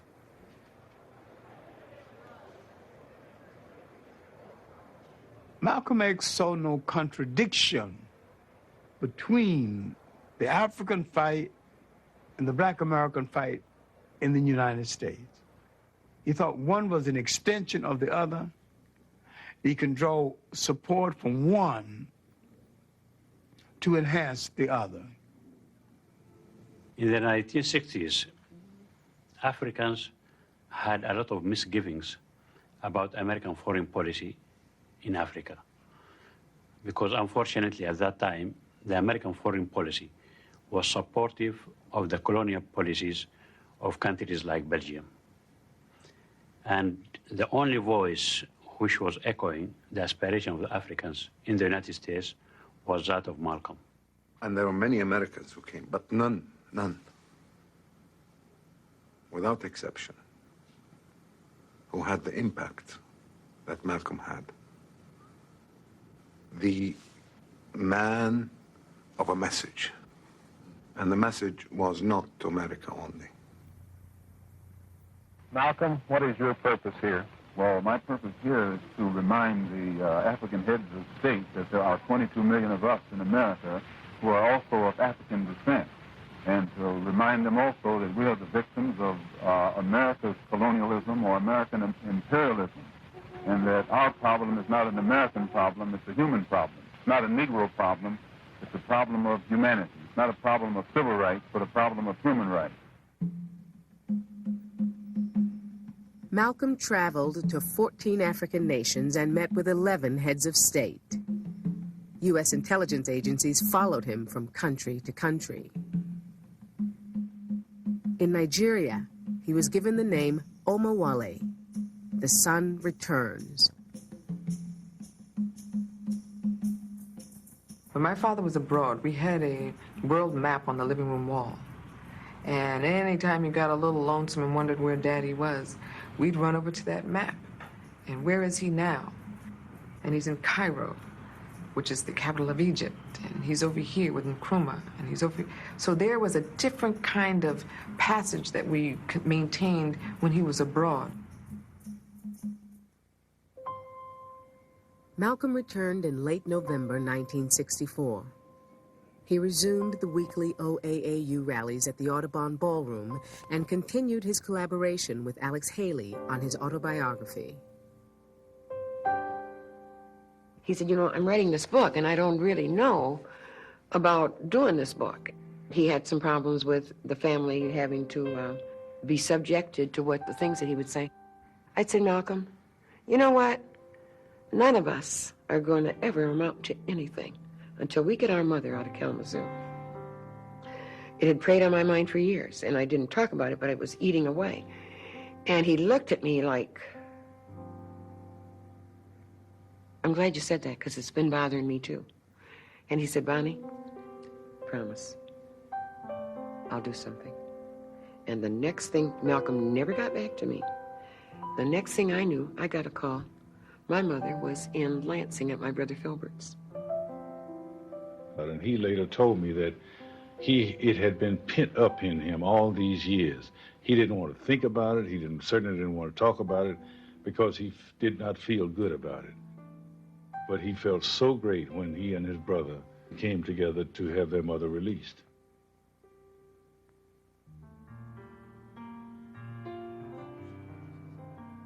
In December 1964, Malcolm debated at the Oxford Union in England.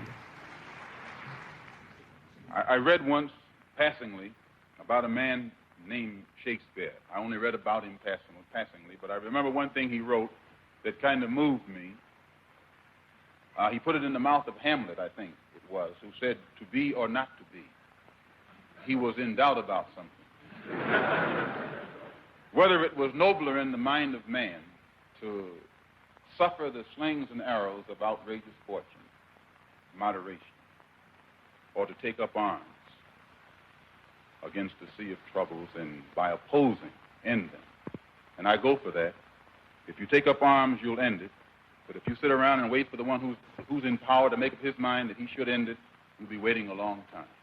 And in my opinion, the young generation of whites, blacks, browns, whatever else there is, you're living at a time of extremism, a time of revolution, a time when there's got to be a change.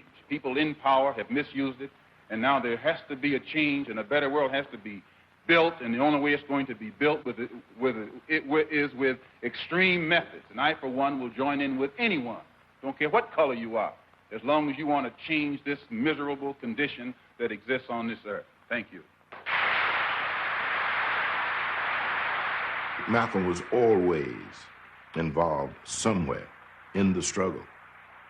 And I remember in January of 1965, Juanita Poitier set up a meeting at her house for the regular civil rights leaders to meet with Malcolm X, to work out the differences between us so we could come from that meeting with a common platform.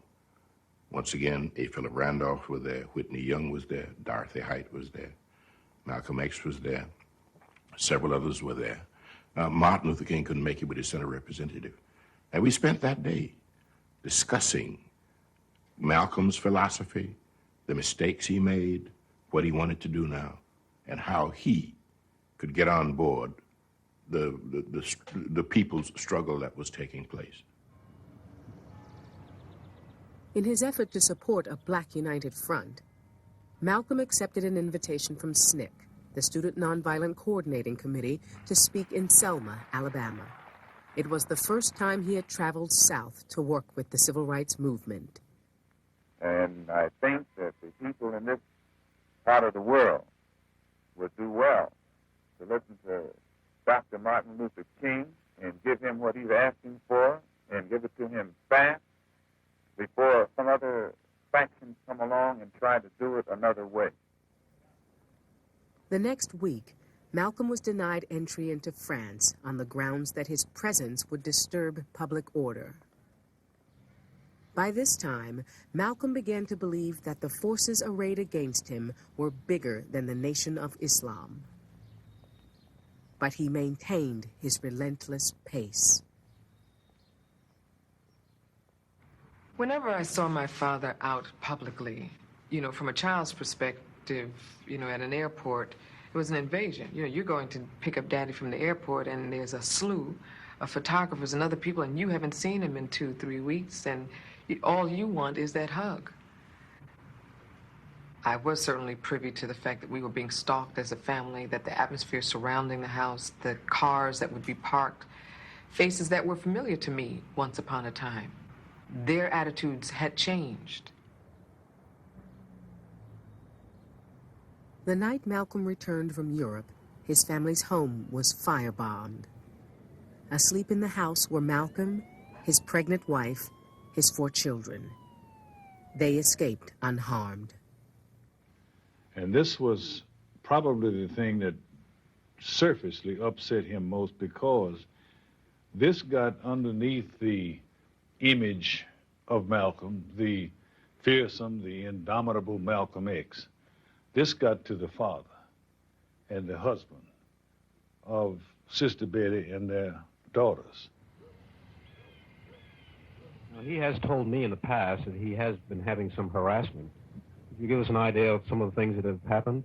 Well, in July, when I was in the hospital having my last baby, my 3 small daughters saw my husband almost killed across the street. And how was he almost killed? Well, he was in his car, and some men were rushing to the side of his car on both sides of it, and he managed to get away. Had you had any threats, anything like this? Had any threats? That's all I get is threats. I get not less than 6 or 7 threatening phone calls every day. I was surprised to hear that the house had been bombed. But I was not surprised to know that it had been done by Muslims, because I know that's the way they fight. I know that, be that the case, it could not have happened without Yusuf Shah. Could not have happened. It could not have happened except by the Muslims that are there in New York. The Nation of Islam accused Malcolm of setting fire to his own home rather than vacating as ordered by the court. Later that day, the nation's representative, Captain Joseph, inspected the scene. Who bombed his house? I don't know. All we know, it just got on fire. Does Malcolm know who bombed his house? I don't know. He never said. And if he did, he should have brought him to justice. There were news reports of threats against his life. Is his life really in danger? Maybe it was. He said it was. He said it was. Do you feel now that there was a climate within the nation itself that put his life in danger? Well, as you know, in a nation, you have all kinds of people. And they have different thoughts. You have sympathizers. They have different thoughts. And you have people that not even attached to the community, that likes what they hear, but you just can't live the life. Anything might happen. That scare you. So anything could happen. The atmosphere was there. What was being said was there. You see, you got to understand, Mr. Muhammad and what he represented. That's what the people don't understand. I wanted you to know that my house was bombed. It was bombed by the black Muslim movement upon the orders of Elijah Muhammad. Now, they had come around, so they had planned to do it from the front and the back so that I couldn't get out. And the fire hit the window, and it woke up my second oldest baby. But the fire burned on the outside of the house. But had that one gone through that window, it would have fallen on a 6-year-old girl, a 4-year-old girl, and a 2-year-old girl. And I'm going to tell you, if it had done it, I'd taken my rifle and gone after anybody in sight. I would not wait. And I say that because of this. The police know the criminal operation of the black Muslim movement because they have thoroughly infiltrated. The only thing that I regret in all of this is that two black groups have to fight and kill each other off. Elijah Muhammad could stop the whole thing tomorrow just by raising his hand. Really, he could. He could stop the whole thing by raising his hand. But he won't. He doesn't love black people. He doesn't even love his own followers, proof of which they're killing each other. They killed one in the Bronx. They shot another one in the Bronx.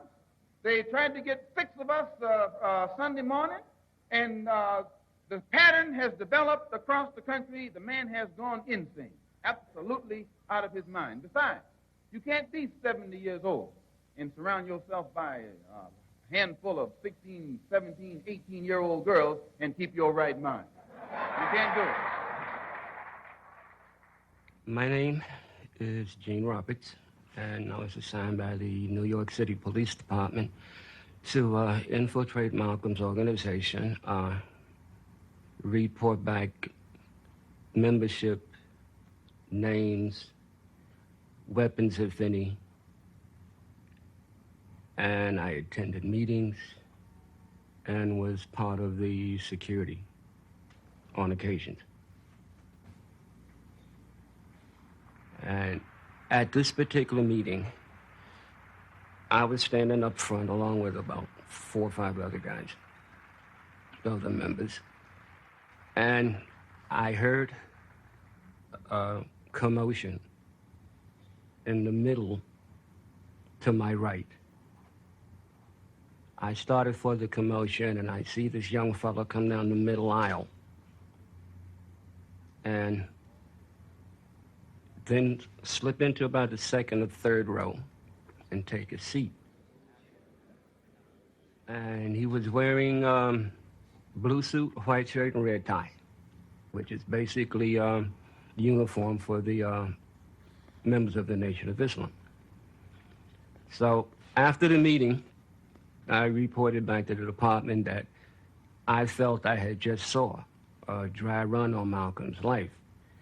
And when that was going to go down, I wasn't sure. Malcolm did not expect to live another week. He promised to reveal the names of those plotting his death at next Sunday's meeting at the Audubon Ballroom.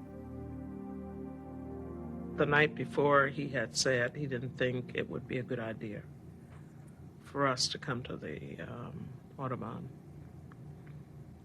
And then the next day, he called and said that we could come. And I was very happy, that I could go because I had not seen him in 24 hours. When my mother received the call from my father for us to all get together and come down to the Audubon, I knew that was different.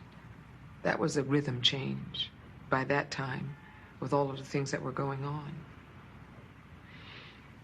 And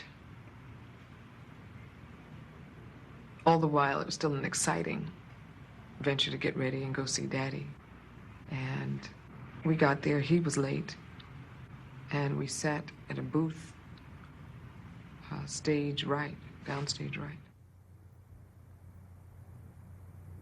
Malcolm came in, and I escorted him from about the middle of the ballroom to the wings backstage.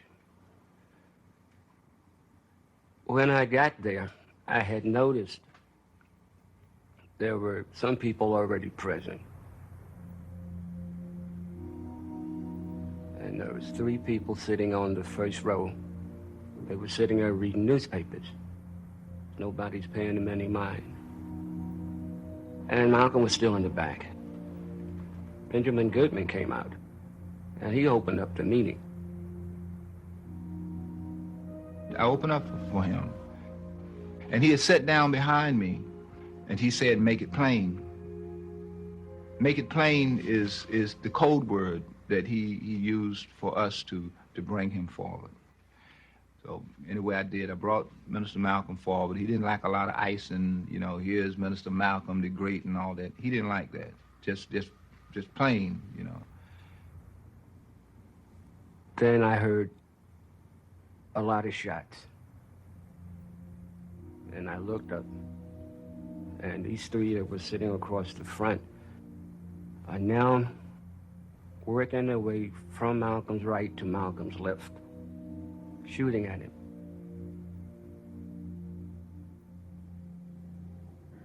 I saw my husband falling back. He didn't bend, he just fell straight. And then I forgot my children. I tried to get to him. I was facing the assassins, so I saw them stand up and take my father's life. An image that I wondered if I could have prevented it.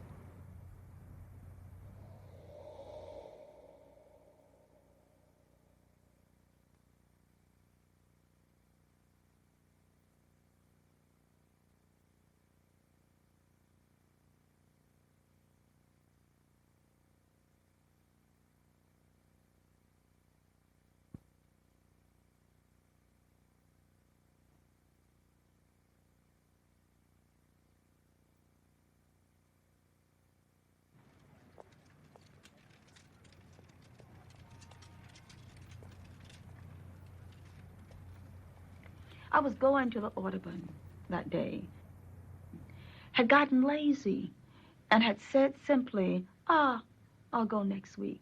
And so proceeded to go into the kitchen, put some coffee on, turn on the radio. In my little apartment there, I had a little black and white kitchen table with these little black chairs, and I had this little black radio on that table, and I clicked the radio on as I stood there thinking about what had happened the night before, turned towards the stove to pick up my coffee. And the flash came through on this station and said, Malcolm had been assassinated.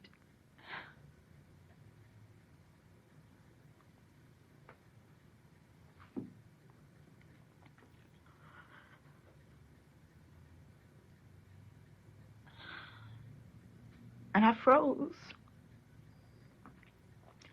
I remember turning in that kitchen and screaming. I was in the home of Jewish family. And they said very casually that Malcolm X has been assassinated. Then someone said,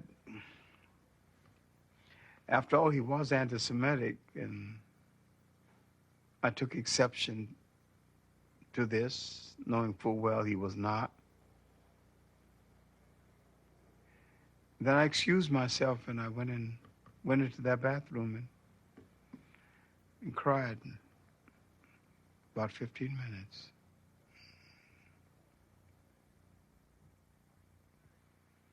There's nothing on earth will make me accept Malcolm's assassination. Nothing. As far as I'm concerned, it may sound a bit weird, but he's alive. Very much. And one day I'll get even. That's the way I go to bed every night.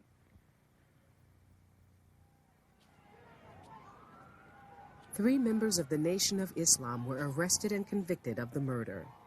But the question of a larger conspiracy to silence Malcolm X was never explored. Malcolm X said that the black Muslims were trying to kill him, and he was going to name those he thought would commit the crime yesterday before he was shot. Would you comment on that? I don't have any knowledge of anyone trying to kill Malcolm. I wasn't remorseful. I wasn't sorry. For what? And as Mr. Muhammad said, he taught violence and he died violently. And he was a hypocrite. And I say that he was a Benedict Arnold.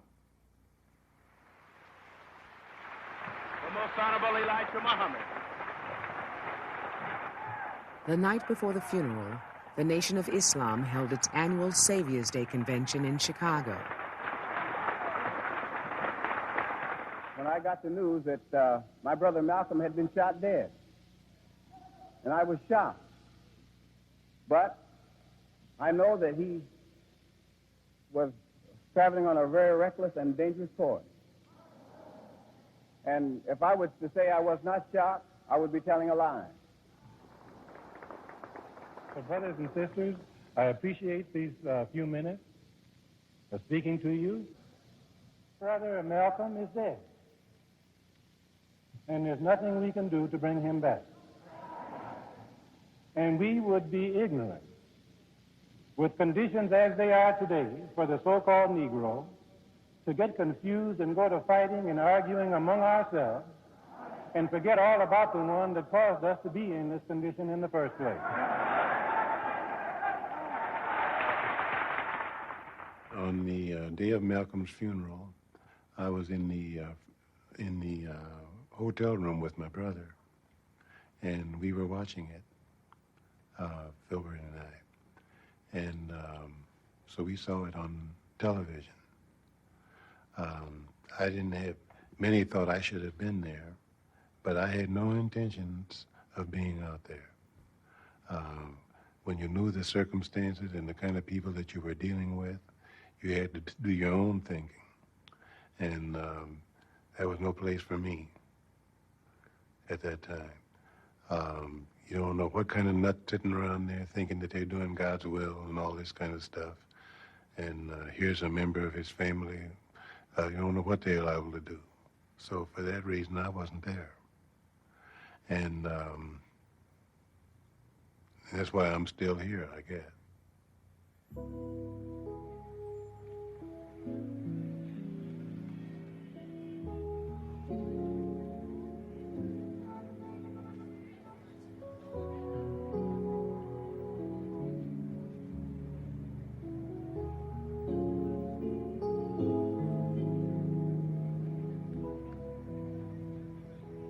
Of all the leaders that I knew and loved and admired and had walked with and walked behind, this one, as I said before, had been closest to me.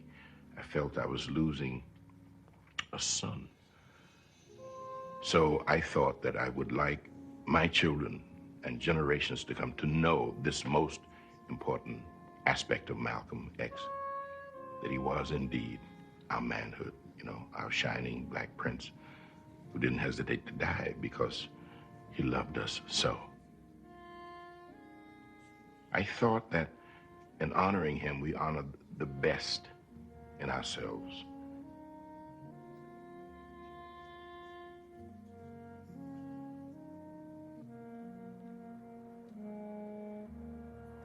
When the funeral was over, and then the Muslims came and dressed him for proper Muslim burial. And after that, we went out to the cemetery.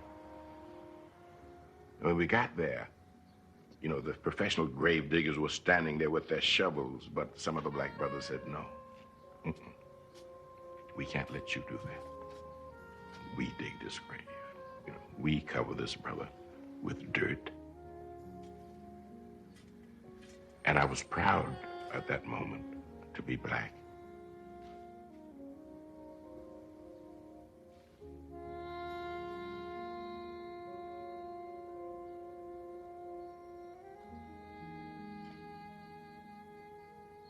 I don't think we ever got to be friends or ever could have. I think our respective skin colors and his view of this great division would have prevented that. But I think we did get to, we moved from a relationship in which these encounters were interviews to a relationship in which they were conversations.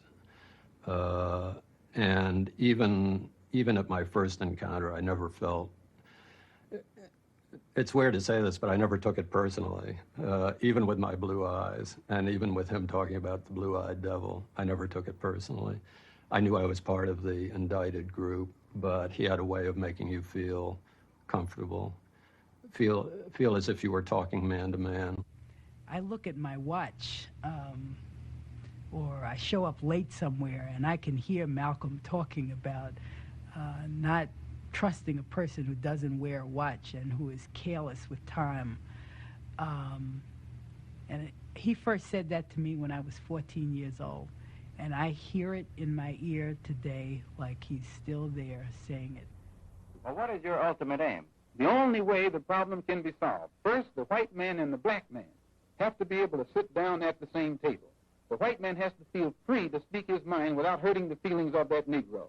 And the so-called Negro has to feel free to speak his mind without hurting the feelings of the white man. Then they can bring the issues that are under the rug out on top of the table and take an intelligent approach to get the problem solved. Do you consider yourself militant? I consider myself Malcolm.